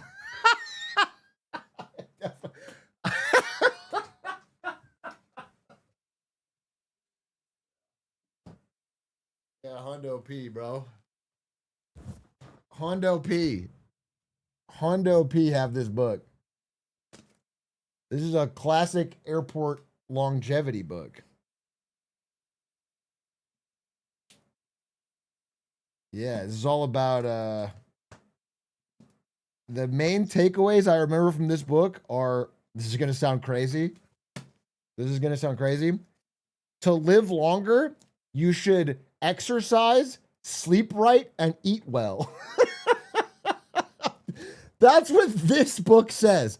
I'm not kidding. There's a chapter called exercise. There's a chapter called sleep. This is the big take. Peter Attia really fucking, say what you will about his clear connection to pedophilia, but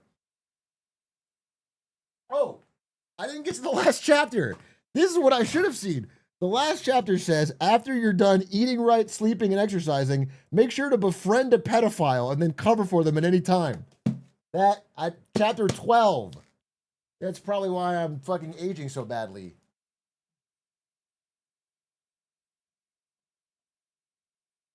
Anyway. You know what?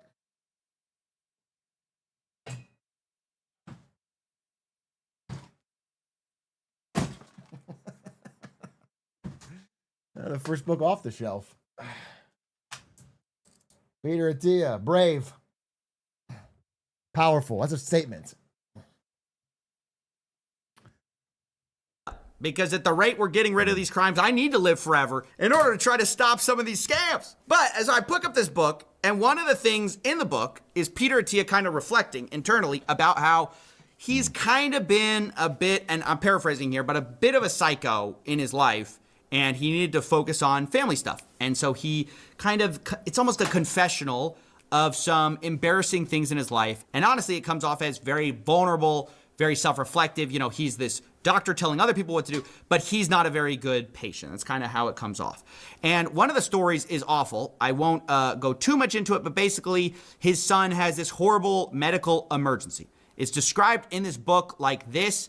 A few months ago, Tuesday, July 11th, 2017, that date is important. At 5:45 to be exact, I received a call from Jill, my wife. She was in an ambulance with our infant son. Now, again, I'm not going to get into the details here because, it's tragic and I'm not trying to bring that into it. What is relevant is that Peter Attia talks about how he stayed in New York and didn't show up because he was, quote, busy with his important work. Even today, just thinking about what happened, I feel nauseous about my behavior. I can't believe I did that to my family. Now, at the time I read that and I was like, well, it's at least as good that you self-reflected on that. It's horrible, but, yeah, you were a bit of a psycho. But what's crazy, now we find out some of the important work, it's a little unclear, but some of the important work may have been Jeffrey Epstein, which fuck, dude. Oh, it's so dark to imagine. Remember, he says July 11th, 2017 is when this all happened. And then he says he did not come home to San Diego until Friday the following week, 10 days later. So July 11th, 2017. His son was in the hospital and he spent 10 days with Jeffrey Epstein? 2 days after this happens, he's talking to Jeffrey Epstein. And they seem to be coordinating about something. Sure, what time? Jeffrey Epstein, 9:30. Peter Attia responds, sure, I can come earlier. Also, if you have a hard stop at 10, let me know. You're hanging out with Jeffrey? I don't even know what to say. This is out of pocket. He's got withdrawal, like he said. There's no explanation for this. I didn't see this in the response from Peter. Maybe he thinks he addresses it. I'm going to make a wide-ranging statement. I didn't see it admitted that in the response. Oh, I'm making a wide-ranging statement. I think everyone who has a watch like this is a pedophile. I'm going to say it. This is one of those like $100,000 fucking. I think this is a pedophile watch, bro. It's so. I think your brain has to be broken in a way. These Richard Mille cost more than a car type watches. I think it's fucking. LeBron has one. All right, everybody but LeBron. Don't you dare come at King James, okay? And I don't think LeBron would wear this type of watch. Let me see LeBron watch.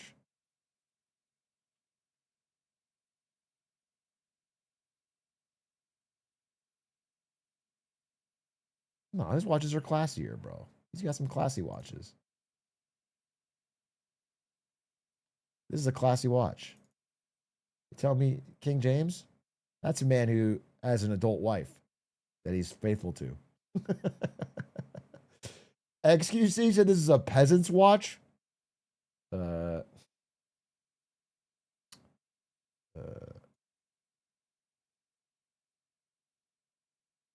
There's no explanation for this. I mean, I didn't see this in the response from Peter. I mean, maybe he thinks he addresses it because he already admitted that was like scummy, but that is just. There's a reason that didn't make it in the book. Is what I'm trying to say. I didn't see that in the book when I read it. You know, I didn't see. I was actually. You know, one of the things I needed to do, my important work was seeing or talking to Jeffrey Epstein. I mean, isn't that weird? Like, that's the simping that I'm talking about, is these people love this guy. Or that's how it seems to me. Like, what are all these rich and powerful people doing, protecting him, missing emergencies for Jeffrey, fawning over Jeffrey, asking for Jeffrey's hair? How is Diddy not in the files? It's not like every pedophile or sex pest in the world had to go through Jeffrey Epstein. He's not the one-stop shop, dude. It's Diddy ran his own shit. Okay?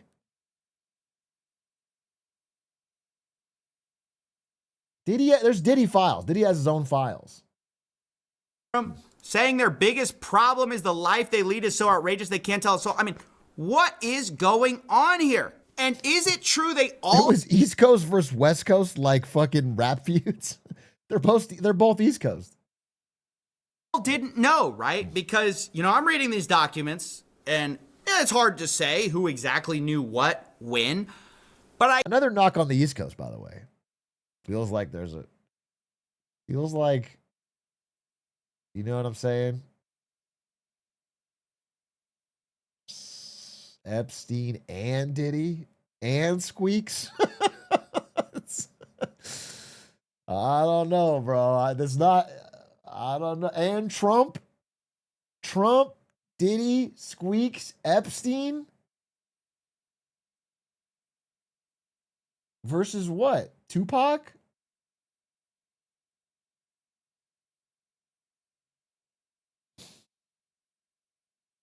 I don't believe, remember, they're all denying it. I don't believe nobody knew, right? Clearly, some people knew what was going on. And there's all this kind of coded language in the files where they talk about this stuff almost in like a nudge kind of way. I mean, here's some Woody Allen stuff. He was in the files. He says his business office, if you can make out the check to me, it looks very bad because then it looks like a gift to me. He says that to Epstein. He says, I don't want to be one of your women, or should I say, girls. And what's that? Oh, how do we... Come on, guys. Woody says, I would be much more expensive than your girls. You wouldn't be able to afford me. Jeffrey responds, yes, the price to pay would be too high. Woody says, this will be a beautiful friendship. And then Jeffrey says, as long as I follow orders, smiley face. Woody Allen sends a message saying, Woody says the exact same thing, but in a dirtier way. Jeffrey responds, what did he say? Woody Allen, are you kidding? I can't put it in writing. I mean, no evidence, no evidence. How? Come on, I think I see a little bit of evidence. I'm squinting, but I think I can see a little bit of evidence. And that was the guy who's going to direct your comeback film? Like Jeffrey Epstein right here, where he's talking to a guy. He says, Paris with Woody, and the person responds, for le pedophile convention. And Jeffrey says, I think pedophile is the plural. I mean, no evidence. I mean, is that no evidence? That's nothing. We don't even want to question these people. There's no investigations going on. So, yeah, it's honestly really sad to see how, look, I'm not saying people around the world are having crazy consequences, but a few people are resigning, thank goodness.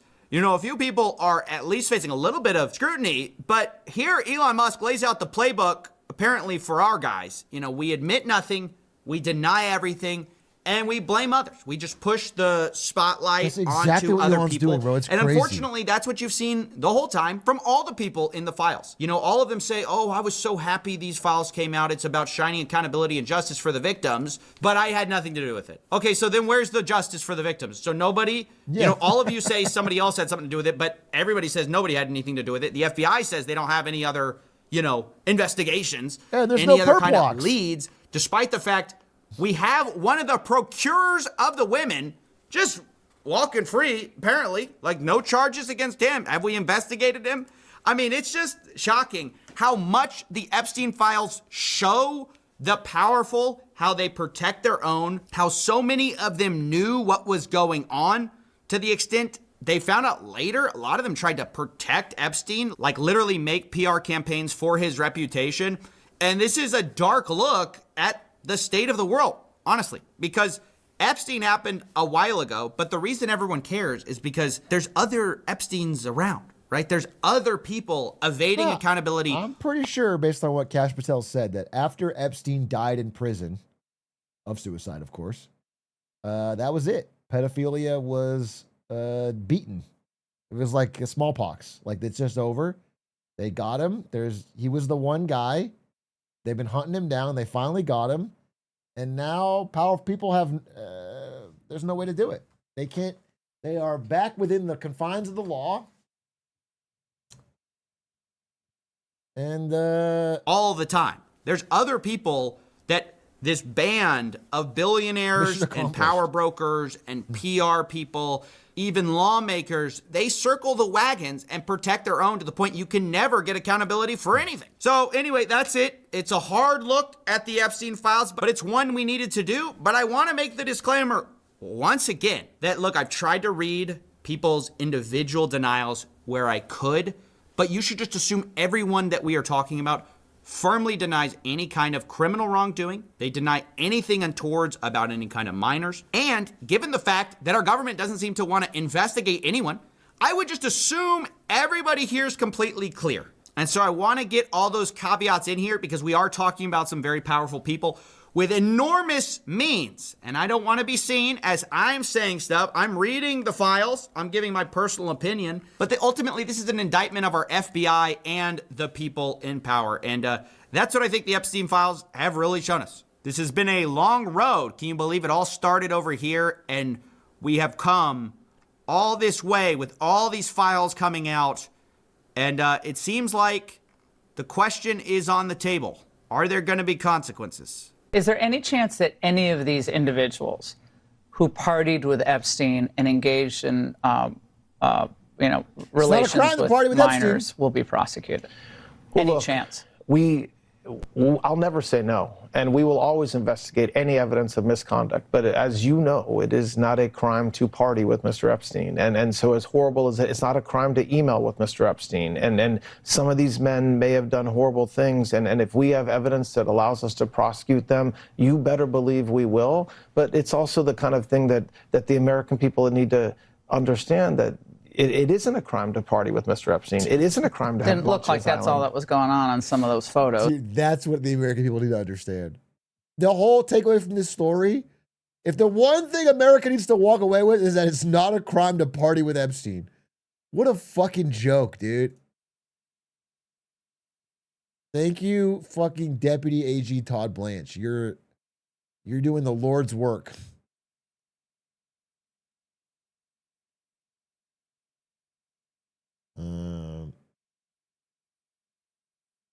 Replace the DOJ with the Xbox Live moderation team. They were quicker with it. Josie Rosie posted for the 48 months. The Bogey, thank you for the 30. Tovi, thank you for the 6 months. Panda with a machine gun, thank you for the 41. Actually, Mayo, thank you for the Prime. Nostalgic, thank you for the 3 months. Schmaxwell, thank you for the 69 months. Appreciate that.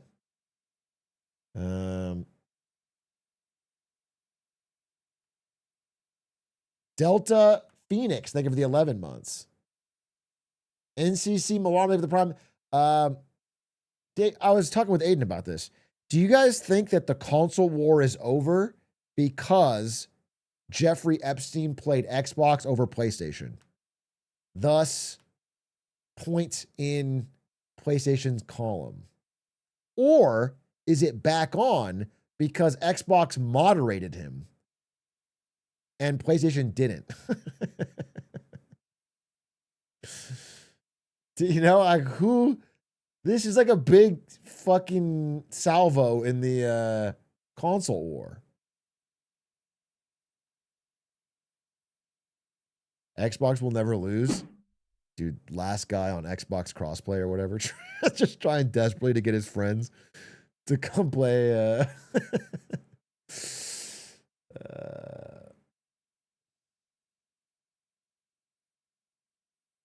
Oh, also Bill Gates. Yeah, it's SBF. All right, so SBF, not a big story here, but worth talking about, bro. So listen, we all know and love Sam Bankman-Fried. He wasn't a pedophile; he was just a financial criminal. Nothing wrong with that. Nothing wrong with a little crypto crime. Everyone's doing it.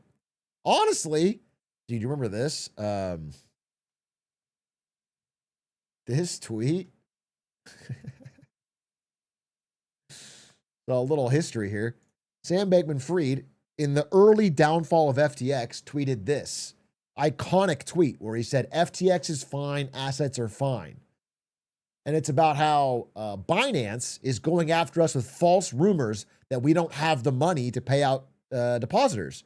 And there was a bit of a bank run on FTX and they went bankrupt and yada, yada, yada. Well, what's funny is right now, during this crypto crash today, Binance is tweeting, hey, we're fine, assets are fine. Like Binance is doing the same thing. So it's all a cycle. It's all a fucking cycle. It all comes back. But more relevant is that Sam Bankman-Fried had a plan. I think I discussed this. When he was first arrested, when he first went bankrupt, his plan was, and it was revealed in these documents, kind of like the Epstein files. These are some random, probably bad ideas that I haven't vetted. They're confidential. This is filed right after the bankruptcy. I could put out a document with problems in the Chapter 11 process. I could go with the lawyers were in a shitty situation. I feel bad about that, but they made mistakes narrative. Or I could go on Tucker Carlson and come out as Republican and come out against the woke agenda. That was one of his ideas. You know, pretty goofy, honestly, but that was his plan. And then he went to jail, and he's been in jail for about 2 years. He's been in jail. And I think after 2 years in the same jail as Diddy, SBF finally realized no matter how embarrassing it is, he's got to fucking use his 10 minutes a week of internet access because he recently, like 4 days ago, tweeted this. Why I became a Republican in 2022. I grew up in a liberal household, but then I gave money to Republicans. Biden bungled crypto. Real Donald Trump is right on crypto. Biden bungled COVID. Insane Dem woke policies. Like, you almost have to respect that he waited 2 years before giving it and going for the pardon. He went for the fucking Hail Mary pardon because Trump's pardoning fucking every villain you can see. But the idea that you just tweet from jail 2 years in, by the way, I hated how woke Biden was. It is the most transparent fucking pardon attempt you can imagine. Biden was as the DOJ. Bullshit indictments on real Donald Trump. He tags Trump like every... It's just embarrassing, dude. It's embarrassingly transparent. It's like Just get me out of here. But other people have done similar. Actually, the real way to get it done is you have to pay Trump money. All the big profile pardons recently from like insane grifters and con men and crypto scammers, they attach $1 million plus, and then there's a pardon. You can't just tweet about it.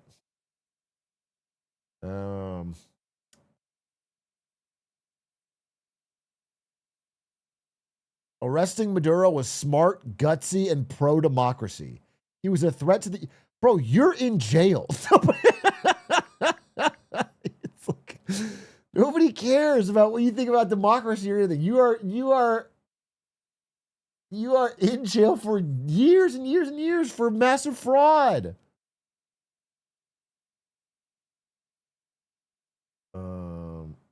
He's in jail with Maduro. Oh yeah, wait, he is in jail with Maduro. He's in the same prison, bro. You can't type that and see Maduro in the mess hall, bro. It's gonna be awkward. What are you trying to throw the guy in the same cell block under the fucking bus?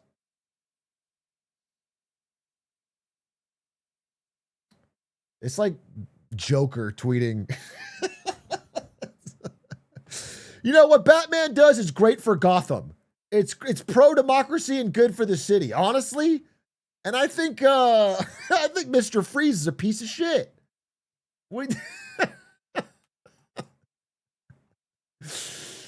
Bro, I just don't believe you. I think the incentive is too fucking strong for you to lie. Maduro's about to tweet. Oh yeah, Maduro's tweeting.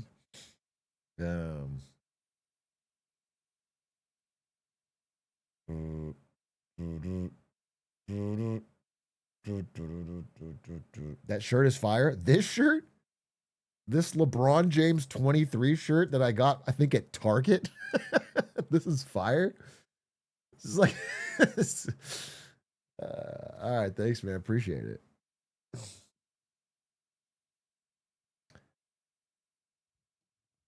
Thanks, man. Appreciate it.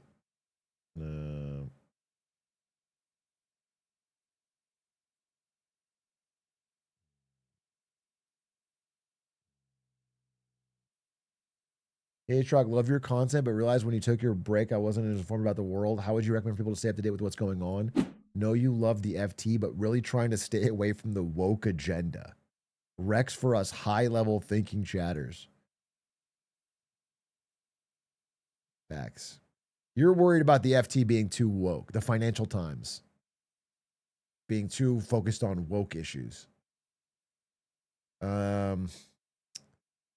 Yeah, I would say that you should read what I do, which is OAN. Newsmax, OAN, Alex Jones. That's where I get most of my real fucking knowledge, and then I sort of filter a little bit through the FT.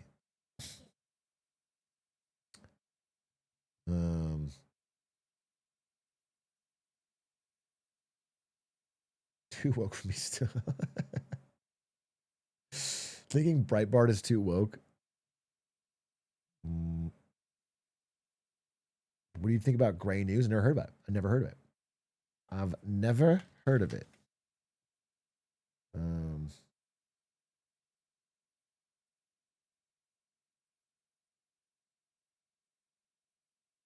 At what point does MSTR have to liquidate their BTC? Because they've sworn the cost base around 75K. They're 75K. MSTR is underwater, but they don't have to liquidate just yet. I don't know when. They have these warrants, these debt warrants that have to get paid back. When they're due, I guess they'd have to sell to pay it off.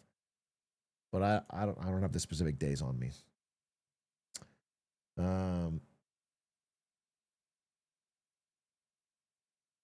I think there's some time. Okay, XD, they were the 62 months. God damn. Connor from Cyber, they were the 30 months. Xenosam, they were the 34 months. How low will BTC go? Oh, you want to get an exact dollar amount? Jimmy Page? You'd like me to tell you? Why don't I just draw you a chart of exactly what it's going to do every single day? And that way you can sell when it's up, but then buy the dip and then sell again. Like, I will give you the exact time on every single day of Bitcoin. Then you could print money, basically. You'll know exactly. Glub sure they for the tier 1. No, I have no idea. All I can tell you is that it seems like the fucking momentum is gone. And that, part of it is what's going on in Japan, too. It's all the yen carry trade. Oh, what's this?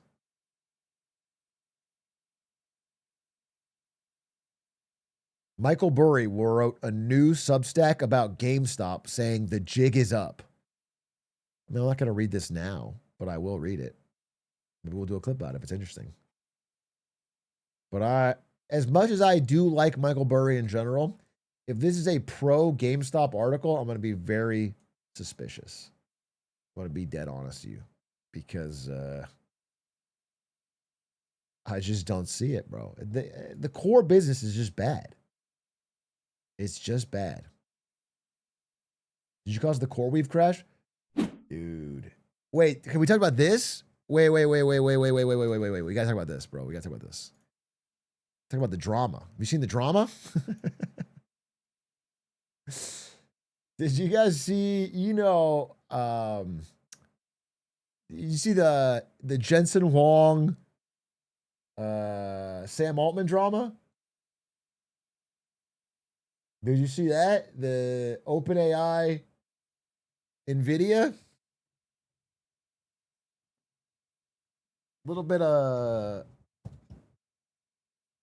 Oh, on the pod? Yeah, okay. Well, yeah. I did it on the pod. Yeah, you're right. I forgot about the pod. Well, I'll just do the quick version then. Okay, so a while back, NVIDIA said we're going to invest 100 B into OpenAI. I made a video on this. And then OpenAI is like, we're going to put 100 billion into Oracle. Actually, they said 500 billion or something like that. They said we're going to put, but anyway, 100 billion, 100 B into Oracle to make data centers. And then Oracle said, we're going to take $100 billion that you gave us and buy GPUs. Okay? And that was the circle jerk. That was the idea. But then recently, Jensen Huang off the cuff goes, hey, that 100 billion we said was really more of like it wasn't a hard commitment. Like we're not stuck to that number. We're going to give a lot of money to OpenAI. Don't get me wrong, but like 100 billion is like, it's going to depend on, and so he said that and it caused, some downstream panic. This is not a public company, so the valuation can get hurt, but it goes through. Oracle stock went down because Oracle's like suddenly looking like they're fucking hung out to dry. Oracle is breaking ground on building data centers right now with debt. They're using debt to build them, and they need to get paid back by OpenAI, who doesn't have the money. So there's a bit of a problem. There's a bit of panic. And so behind the scenes, the drama kind of escalates, but little parts leak out into public. So OpenAI, to strike back at NVIDIA and let them know, hey, don't fuck with our money like this, starts leaking press articles about how NVIDIA GPUs aren't really that good and how they need better stuff for AI. Like OpenAI.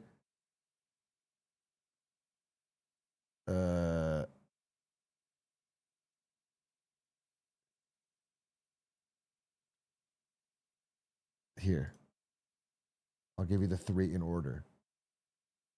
So it's like NVIDIA's $100 billion OpenAI deal has seemingly vanished. Market confidence down after investment fails to materialize. Okay. And then exclusive, OpenAI is unsatisfied with some NVIDIA chips and are looking for alternatives. So that's shaky because they're like, oh, we need. So then Jensen denies OpenAI deal rumors. There's no drama. And then, he went on Jim Cramer and he just fucking glazed OpenAI for like 25 minutes. I watched, it's audio only, and it's just him he like talks over Jim Cramer to be like, hey, by the way, I just love OpenAI, just to be clear. So like all these people are trying to keep the fucking the wheel turning, bro. And then you see something like NVIDIA. Again, there's a lot of these circulars. You know, NVIDIA invested money into CoreWeave, CRW. And CoreWeave can't turn a fucking profit. They can't make any money. So they buy NVIDIA chips, right? So it's circular demand here. But CoreWeave stock just cratered again. NVIDIA paid in at a certain value and they cratered after that. So there's a lot of these circles starting to slow down. I maintain, I said this in the Lemonade Stand predictions at the beginning of the year. I stand by it.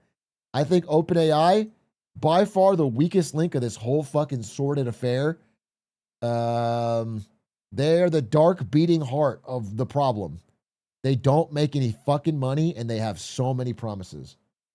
The only thing that'll save it in actual terms is not even AGI because that's not close enough. OpenAI is going to do ads this year. If ads are very profitable, like very, very, like extremely profitable, then there's a chance this thing keeps going. That's what it depends. It depends on how profitable ChatGPT ads are. To keep this, to even keep it going, the idea of it going. If they're not profitable, cooked. If they're like Twitter level, if OpenAI's ads business is the same size as Twitter's, they're cooked.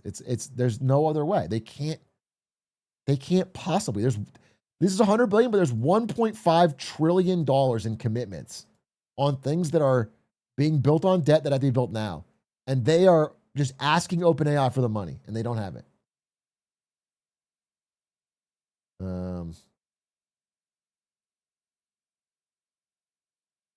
And yeah, like again, in a world where, like on YouTube, if YouTube runs a lot of ads, there's nowhere else you can really go. But right now, in the early days of LLMs and AI, if OpenAI has annoying, obtrusive ads, you can just leave. You can go to Gemini. You can go to fucking Claude. You got a lot of out. You can go to Kimi. You can go to DeepSeek. You can go to, there's like a million alternatives that are cheaper and won't have ads. So it's unlikely. I mean, there's a Super Bowl ad we're going to watch next week, but Anthropic has a Super Bowl ad making fun of OpenAI's ads. So this has gotten pretty messy, but you're getting the general idea.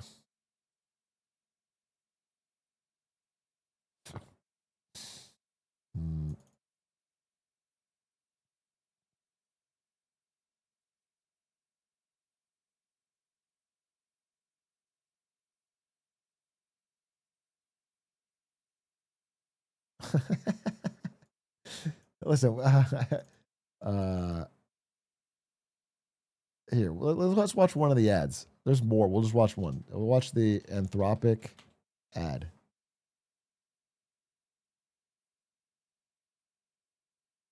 Because I think it's relevant.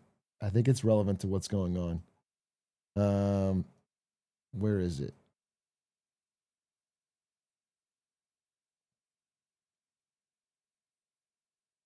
We'll just watch one.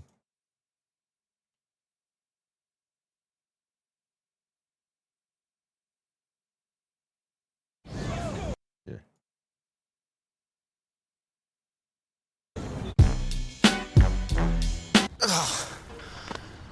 Hey, can I get a six-pack quickly? Perfect. That is a clear and achievable goal. Would you like me to tailor a personalized workout plan? Yes. Perfect. Let me personalize this for you. Let's start with your age, weight, and height. Whenever you're ready. 5'7", 23 years old, 140 pounds. Got it. I'll create a plan that focuses on aesthetic strength training. But confidence isn't just built in the gym. Try Step Boost Max, the insoles that add 1 vertical inch of height and help short kings stand tall. What? Use code HeightMaxing10 for big discounts. So they're doing all these ads making fun of, how ChatGPT is. And again, ChatGPT and Sam Altman, worth noting,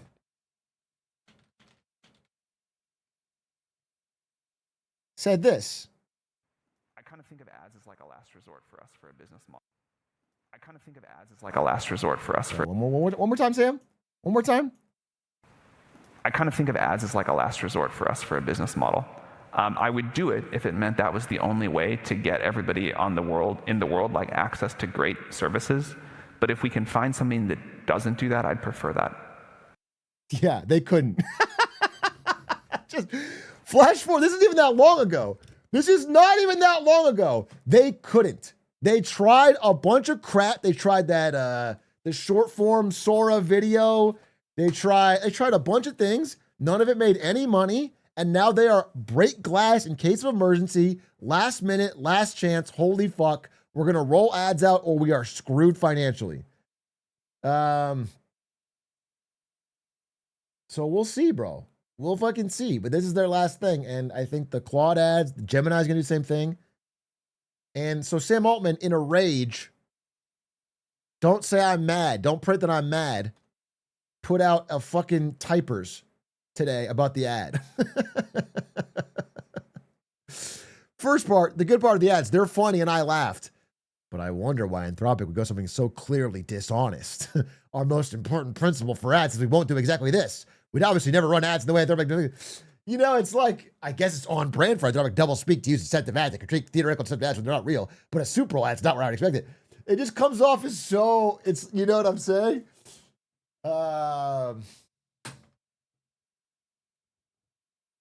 I'm not owned. Don't write that I was owned. He's mad, dude. So I'm just telling you, it's like whenever that guy, that dude, you guys remember when Sam Altman was on that podcast and there was the guy literally glazing him for 45 minutes and he goes, hey, just one question though. I mean, like, I love OpenAI. You guys are killing it. I just have one question. How are you guys going to pay that 1.5 trillion you owe? I mean, I'm sure you can, but I just like, and then Sam Altman was like, if you want to sell your fucking shares, I'll find you a buyer. He snapped, bro. So I don't know. I'm just, I clearly, and again, I'm not, you know, most chatters are like hand to God praying that OpenAI crashes and then AI disappears and they never see it again. That's not going to happen. Zero chance of that happening. It's a transformative technology. It's going to have big impacts our whole lives. But there is a financial bubble and OpenAI is at the heart of it. And they don't make enough money to what they've put their, what do you say? Their promises to.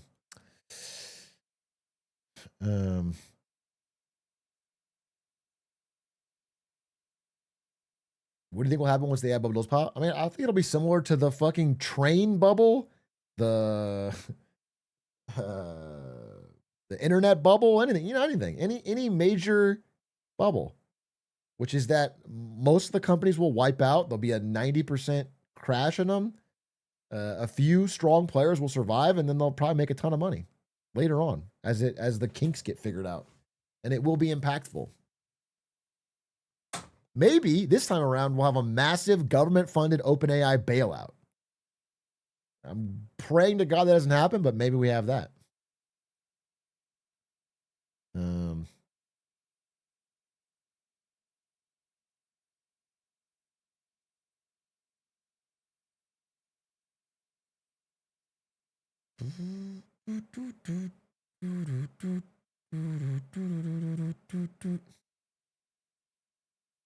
Who's selling the shovels in that analogy? It's the shovels change.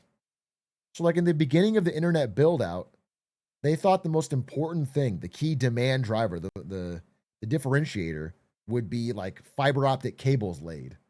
And so Cisco was the darling of the early internet boom, made a ton of money. And then as the internet developed more, they realized that that wasn't really a differentiator. And all the money was made on the application layer. You know, like Google and social media. In fact, that's where the fucking real money was. That's the differentiator. It wasn't the rails. But it is seeming to me in the shorter term that the differentiator this time around is like logistics, energy, like the ability to actually like cool, power, and build data centers. Not just make the GPUs. You can buy the GPUs. It's like, how do you get a gigantic data center with the land, build it, fund it, power it? That's what the world is turning into. And everyone's starting to realizing it's a rush for like rare earth minerals, for things like fucking silver, for energy, for oil, for nuclear power, for power. That's the differentiator right now in this next wave of this build out. The construction guys who are building data centers are becoming millionaires, high key. Dude, yeah. This is like the big gold rush in private sector employment in America right now. Everything else is kind of cooked. People who are doing electricity wiring for data centers, people who are construction, people who are anything that's doing that, people are traveling all over the country to do it. People are traveling cross country, leaving their family to do, plumbing, HVAC, all that stuff for data centers because they're building like crazy and they pay a lot of money. And they're making good money.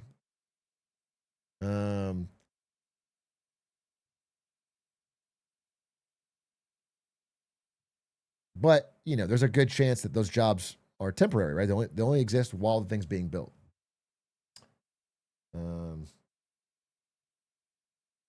Definitely been a trades rush. You know what I wanted to watch? There was a video I really wanted to watch with you, chat, because everyone linked it to me. It was a video about, it was called like the Glizzy scam, and it got no views. And they changed the name to like the Stadium scam with hot dogs. And then it got no views. And then they changed it to we uncovered the illegal scam at the heart of every stadium. And then it got 1 million views. Like they took the Glizzy out of the thumbnail and out of the title. And then it went crazy. It's so funny because everyone kept linking it to me. And I was like, no one's watching it. So I decided, let's watch this. It's apparently about Glizzies, but they can't say that. All know food costs too much at games, but Atrioc, did you take the Glizzy out of the title because you wanted it for yourself? Timed out for 6 years? what if I told you this slice and this beer and these hot dogs are all part of an illegal scheme perpetrated by billionaires? I'm used to outrageous prices, but this is just a special kind of hell. Okay. I'm at Madison Square Garden, not just for a mildly stale pretzel, but to meticulous...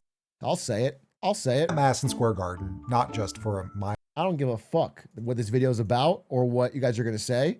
I love pretzels like this, and I would pay $8 for it. I don't give a fuck. Sue me. I love a tasty fucking ballpark pretzel. Little salt on there, little cheese dip. It's fucking awesome. It's great. I never feel bad when I eat it. I love pretzels. I can't wait to open a Wetzel's Pretzels. When I go to Lakers games at Crypto Arena, the Crypt, they have actual Wetzel's Pretzel stands there. And I get a Wetzel's. I'll get a cinnamon one sometimes. I'll get a salt one sometimes. And I fucking go crazy for it. And that's probably why I gained a bunch of weight last year, going to fucking Lakers games and eating pretzels all the time. Haven't done it this year, but I can't wait to go back, okay? Love Wetzel's Pretzels. Mildly stale pretzel, but to meticulously catalog and quantify just how badly we're getting ripped off. All to prove a point. We don't have to live like this. Because there is something felonious about these francs. What? And something we can do about it. I should start with a story that for months now I've been obsessed with. The story of a guy who is fed up with skyrocketing prices and unprecedented inflation. Not today, but 1978, when a high school teacher named Ron Gordon waged a one-man war against the price of a hot dog. And I think part of my obsession was this. There was something we've lost since Ron's day that held the secret for how we can bring down the skyrocketing cost of being a sports fan today. I had to find him. So I packed my bags for California to figure out what he knew and what he could teach us. You haven't used the word crazy yet. That's good. I'm Ron Gordon, friend of Alec Opperman, who's out here from New York, thinking, what a mistake I made. In 1978, Ron caught wind that the price of a hot dog was going up by a nickel at San Francisco's Candlestick Park. The reason? A new health ordinance mandating that vendors wrap their wieners. That nickel would pay for the labor and bring the total cost to 75 cents. But to Ron, the math seemed wrong. He became convinced that the concessionaire, the Stevens Company, was pulling a fast one on Giants fans. And the owner, Bob Lurie, had his hands in the profits. He called everyone. Ron, you have been, you lost a little bit of sleep doing this? He called Stevens' meat supplier, got quotes on the price of the Doughboy wrapping machine. I lost a lot of sleep. I spent a lot of time. I spent like 300 hours on this thing. What Ron discovered was that Stevens would recoup their cost and a whole lot more. The total amount of money which they take in would be $91,000, which is an awful lot of money, there's no question. That's over $400,000 in today's money. Ron took his beef to San Francisco's Park and Rec Board. I'm not gonna, this video is interesting and I do like it, but is the conclusion that the vending machine, or the hot dogs and pretzels and drinks at stadiums are overpriced? There's this video about how the sky's blue. But yeah, fucking course. Of course, yeah, everyone knows that. That's not even no one even debates it. They wouldn't even debate it. Could veto the price hike. One suspicious piece of math was just how fast Candlestick could wrap a hot dog. They were wrapping 2.47 hot dogs per person per minute in 1978. And a year later, I guess they got some practice at it, slowed it down, they were only wrapping 1.6 hot dogs per person per minute. So Ron, in front of the Parks Board, proved them wrong. I wrapped hot dogs while I was lecturing them about the wrong they were doing. You wrapped 12 and they could only wrap 2.7. Right. I know Rec and Park was irritated with me. The more elaborate I got, the less pleased they were. I gave them every detail in every order that I had gotten from the Giants or from them. I mean, they were waiting for me to finish and go away, and then they could leave the hot dog prices the way they were. Jack may be nimble, Jack may be quick, but the 5-cent bite continues here at Candlestick. Ron lost this battle, but the Wiener War wasn't over. Because behind Ron's gambit was an understanding that his local government had the power, even the responsibility, to do something about this. It started with who actually owns and pays for stadiums. In Ron's case, Candlestick Stadium was built using public money. This is the problem. It's the same for many stadiums today. Dude, I want to make a video about the new Chiefs Stadium this year. It's actually, I was digging into it over holiday break because my dad was talking about it so glazingly. And it's actually so fucking predatory. It's crazy. It is crazy. I literally, I'll save it. Because I went and I took a map of the different tax districts, and then I found the line of where they are even pulling the taxes for that stadium and how it avoids certain rich neighborhoods. And they are literally pulling only the taxes of the poor neighborhoods to pay for a stadium it's fucking, I'm trying to work out, maybe I'll try, if I could do it for Super Bowl weekend, it would actually be fire. Even after they're built, most stadiums get mountains of your taxpayer money because they claim they're a public good. Take, for instance, Madison Square Garden. They get a special break on property taxes that has cost New York hundreds of millions of dollars. In fact, most stadiums are exempt from property taxes. And what are we getting in return for all the free money we're showering on billionaire stadium owners? A boost to the local economy? Not really. Study after study finds they are a terrible deal. And do we get affordable tickets? Obviously not. From 1999 to 2020, ticket prices grew twice as fast as inflation. One driver of the continued increases, dynamic pricing. But billionaires get a great deal, a license to commit highway robbery at the ticket booth and concession stand. Stadiums used to have shame. The business culture across the board, not just in stadiums, has grown more craven, more opportunistic, more willing to take advantage. 11 and a quarter for a hot dog? A single hot dog? PSA, don't get the double vodka lemonade at Madison Square Garden. It'll cost you $45. What the fuck? Ron's 75-cent hot dog would, in 2025 dollars, cost you about $3.71. Today, in the same city, you'd pay $9 at a 49ers game. Consumed by this glizzy grift, I reached out to this guy you've heard from before, a lawyer and former government official who had some surprising news. Charging too much for a hot dog in a stadium is already illegal under the prohibition on unfair practices, which most states already have on the books. When you're in a stadium, you only have one choice. And what that means is the stadium has effectively monopoly power over you. These unfair and deceptive practice laws can be wielded right now by state attorneys general, or even the federal government, to bring down prices. Regulators use them all the time. I mean, what you could do as the state is, if you are going to subsidize, if we're going to give you a tax break or we're going to give you taxpayer money to help build your stadium, then there's like certain rules you could force them to abide by. It's not a private business at that point. And one of them could be that the vendors are not owned or locked into an exclusive contract with you. And in fact, someone else could manage the vending area. So like if there's the vending area of the stadium, you could have multiple hot dog vendors all competing instead of it all being one in an exclusive contract that can charge whatever the fuck they want. For all kinds of behaviors that exploit consumers, like price gouging during natural disasters. But I was skeptical. If it's so clearly illegal, why has nothing happened about this? Regulators and attorneys general have grown complacent. They've gotten used to the high prices in stadiums just like we have. I think it's just a lack of imagination, a lack of will. Corporate America has realized that they can overcharge because enforcers aren't going to stop them. It's not just lawsuits. State agencies across the country could write rules explicitly banning price gouging at the concession stand under these unfair practice laws. See, here's the thing. Here's why the fucking, the simple, we'll just make a rule. Doesn't work. If you go to these guys and you can only charge X amount for a hot dog, then what happens is they make up the difference by reducing quality. You just get a shittier and shittier product. So they just lower their cost in some way to make a profit either way. What you have to have is competition. If there's multiple vendors who are all in their own self-interest trying to give you a better hot dog for a different price, then they will undercut each other and you will get, but right now you don't allow them in. They get complete monopoly on who gets to vend there. That's the fucking,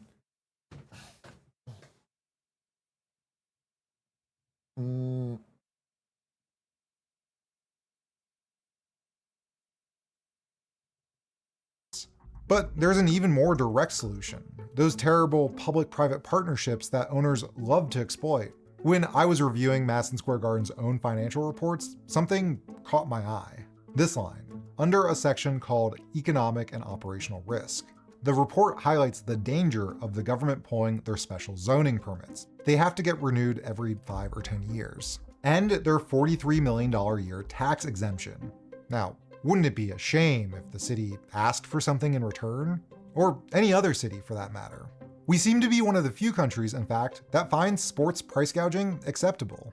In 2016, 10,000 Liverpool fans walked out of a match to protest 77-pound tickets.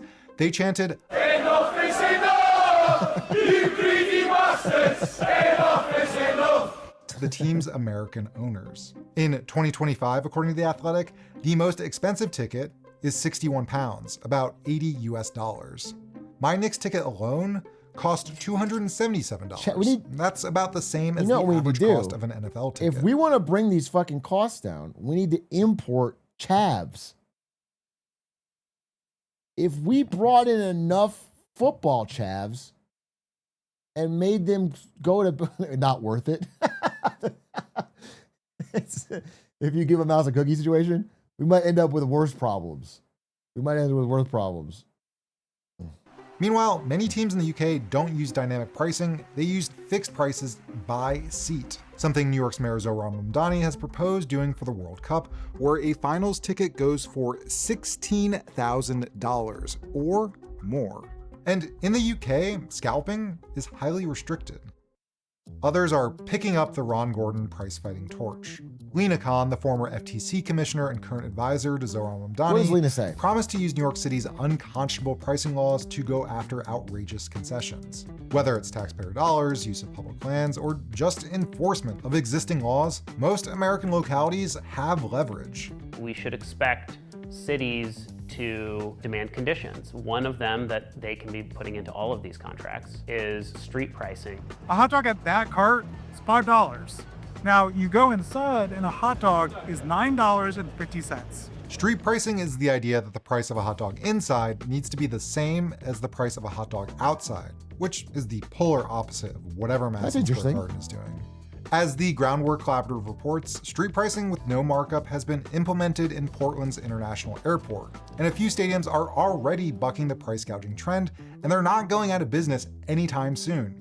The point is, we have the power to stop price gouging, even if our elected leaders you can do with airport food, can't, same thing, or won't. That's what the Parks Board tried with Ron to shoo him away. But sometimes officials just need a little public pressure, or one dogged pursuer of justice. They brush you off. What makes you want to keep going? Because I was right. They're doing something wrong. And if nobody's going to help you, then redouble your efforts and do some more. When the Parks Board didn't take him seriously, Ron went to the press. He took it national. He wrote and called anyone and everyone. He got a letter from the White House, and economist Milton Friedman told Ron to spend his time more fruitfully. But besides the rebuke from a Nobel-winning economist, the pestering worked. Sports Illustrated covered it a couple times. The Wall Street Journal did it. Sport Magazine, CBS National News. Did he get the You sound like you're about to say, give me liberty or give me debt. Well, it's more a matter of give me fairness and give me my nickel. Ron's one-man crusade finally moved the Parks Board. You wouldn't blame Californian Ron Gordon for shouting hot dog. This week, San Francisco's Park and Recreation Board ruled that Gordon was right and they were wrong. But he was one man fighting against one nickel in an unending march of rising prices. 47 years later, my total bill at Madison Square Garden was $638.53. What the fuck did you buy? $555.60 was 2 tickets. And those were the cheap seats. And the other $87.93 was food. For that much money, I could have gotten 2 round-trip tickets to Spain, where you can get a beer at a game for under $5. You might be thinking, what's the harm in a $15 beer? It's not an essential good. It's not, your monthly bills. But we all deserve to live in an economy where you're not just scraping by, that you actually have a chance to have joy and be entertained and go to a sports game. We can live in that world. We used to live in that world. Ron tried to keep that world alive, just a little bit longer. But he did so at a huge personal cost, mostly phone bills. I spent over $3,000 fighting them on hot dog prices. Do you know what that is adjusted for inflation? Because I've done the math. No, I'm not going to give a refund to my wife. It's $14,000. Ooh. How does that make you feel? Broke, poor, but it was an investment in justice. Ron hasn't been to a game in about 30 years. Even back then, the big money pouring into sports didn't sit right with him. The heroes are in the stands. I mean, the heroes in society. So I got tired of it. And yes, it did leave a bad taste in my mouth. You told a reporter. The more I knew about it and the less other people did about it, the more it became my responsibility. Do you remember saying that? No, but good for me. That's the truth. And once you know that much, don't quit. This guy Go make loves a his difference glizzies. for other people is important. I mean, I taught high school for 38 years, hopeful of making it a better world. If you work in the food industry or sports, we'd love to hear from you. Drop us a line at stories@perfectunion.us. Thanks for watching. Yeah, I don't know. I mean, you could also have,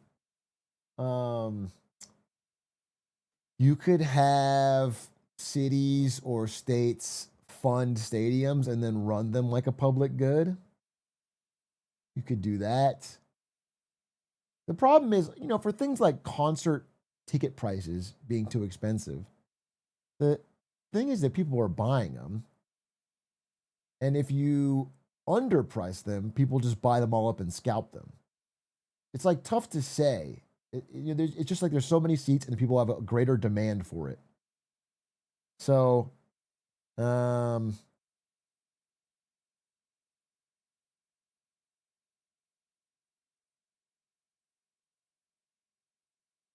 you could force every stadium to have a spaghetti policy. What does that mean? A spaghetti policy?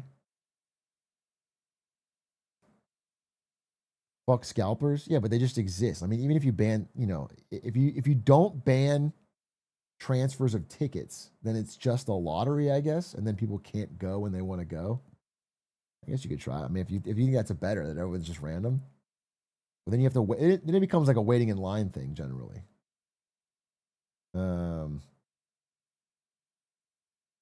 It becomes who can wake up earliest and whatever.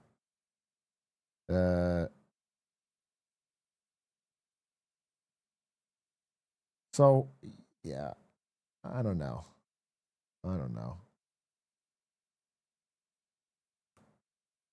It's tough to introduce competition though, and it's something like there's only one Taylor Swift concert. You can't really compete with it.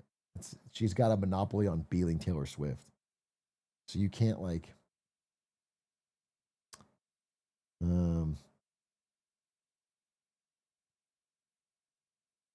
You can clone her. We need government clones.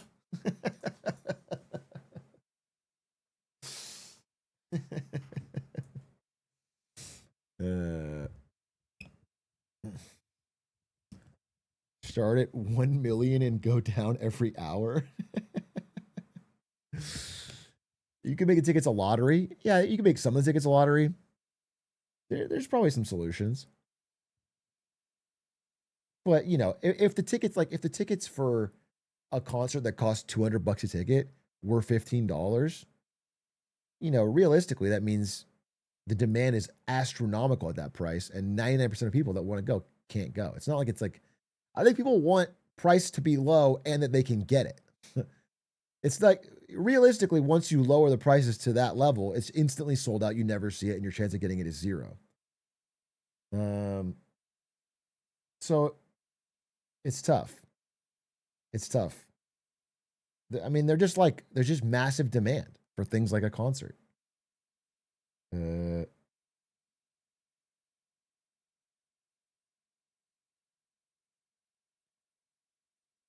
Some of it, like sometimes, if prices like this, when people get fed up enough, they do have to fucking change their ways. Like what's happening in Vegas. Vegas is getting kind of desperate right now. They fucking gouge people for so fucking long.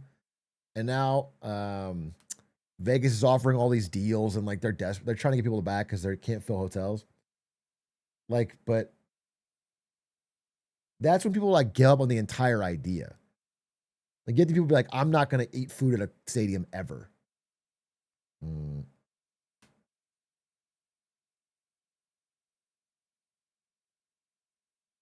But realistically, I mean, the core thing that I would love is not any taxpayer money going to help a billionaire build a stadium at all. That would be a great start. That would be an awesome start.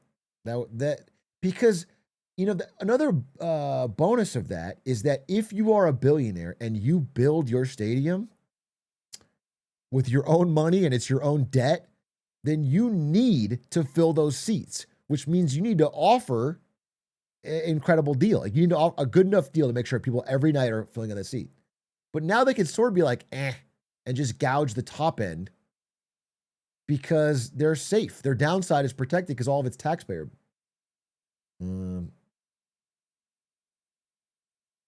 Anyway, interesting video. But I'm just generally skeptical of like, oh, you just make this one rule and force them to make cheap glizzies and then you're good. I think that generally doesn't work like that, but I do agree something's broken. Ladies and gentlemen, thank you for watching my little stream tonight. I appreciate you. I didn't get to do it today. I have a little presentation about Elon Musk and what's going on with Tesla and XAI and SpaceX. And I do want to do it. I'm not going to do it tonight, but I I want to do it actually tomorrow kind of early. So maybe we can upload it tomorrow. So hopefully I'll see you maybe closer to 3 or 4 p.m. tomorrow. I'd like to talk about this. Is there a Mom Donnie speech tomorrow? We can watch that. Mom Donnie speech. I don't see anything about that, but maybe. And then I also want to talk about what's going on with the election, but with the election interference by Trump.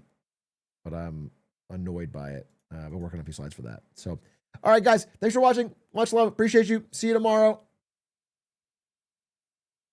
Sevens. Is Clint live or who's live? Who should I raid?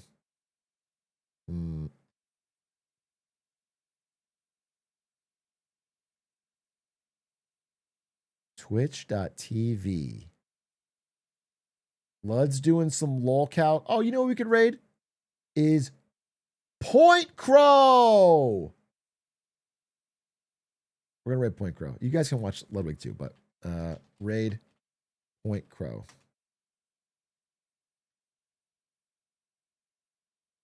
We love PC. He's always making crazy YouTube videos. And also check out a Spectacle if you want to watch him Hitman. All right, good night. Thanks for watching. Bye.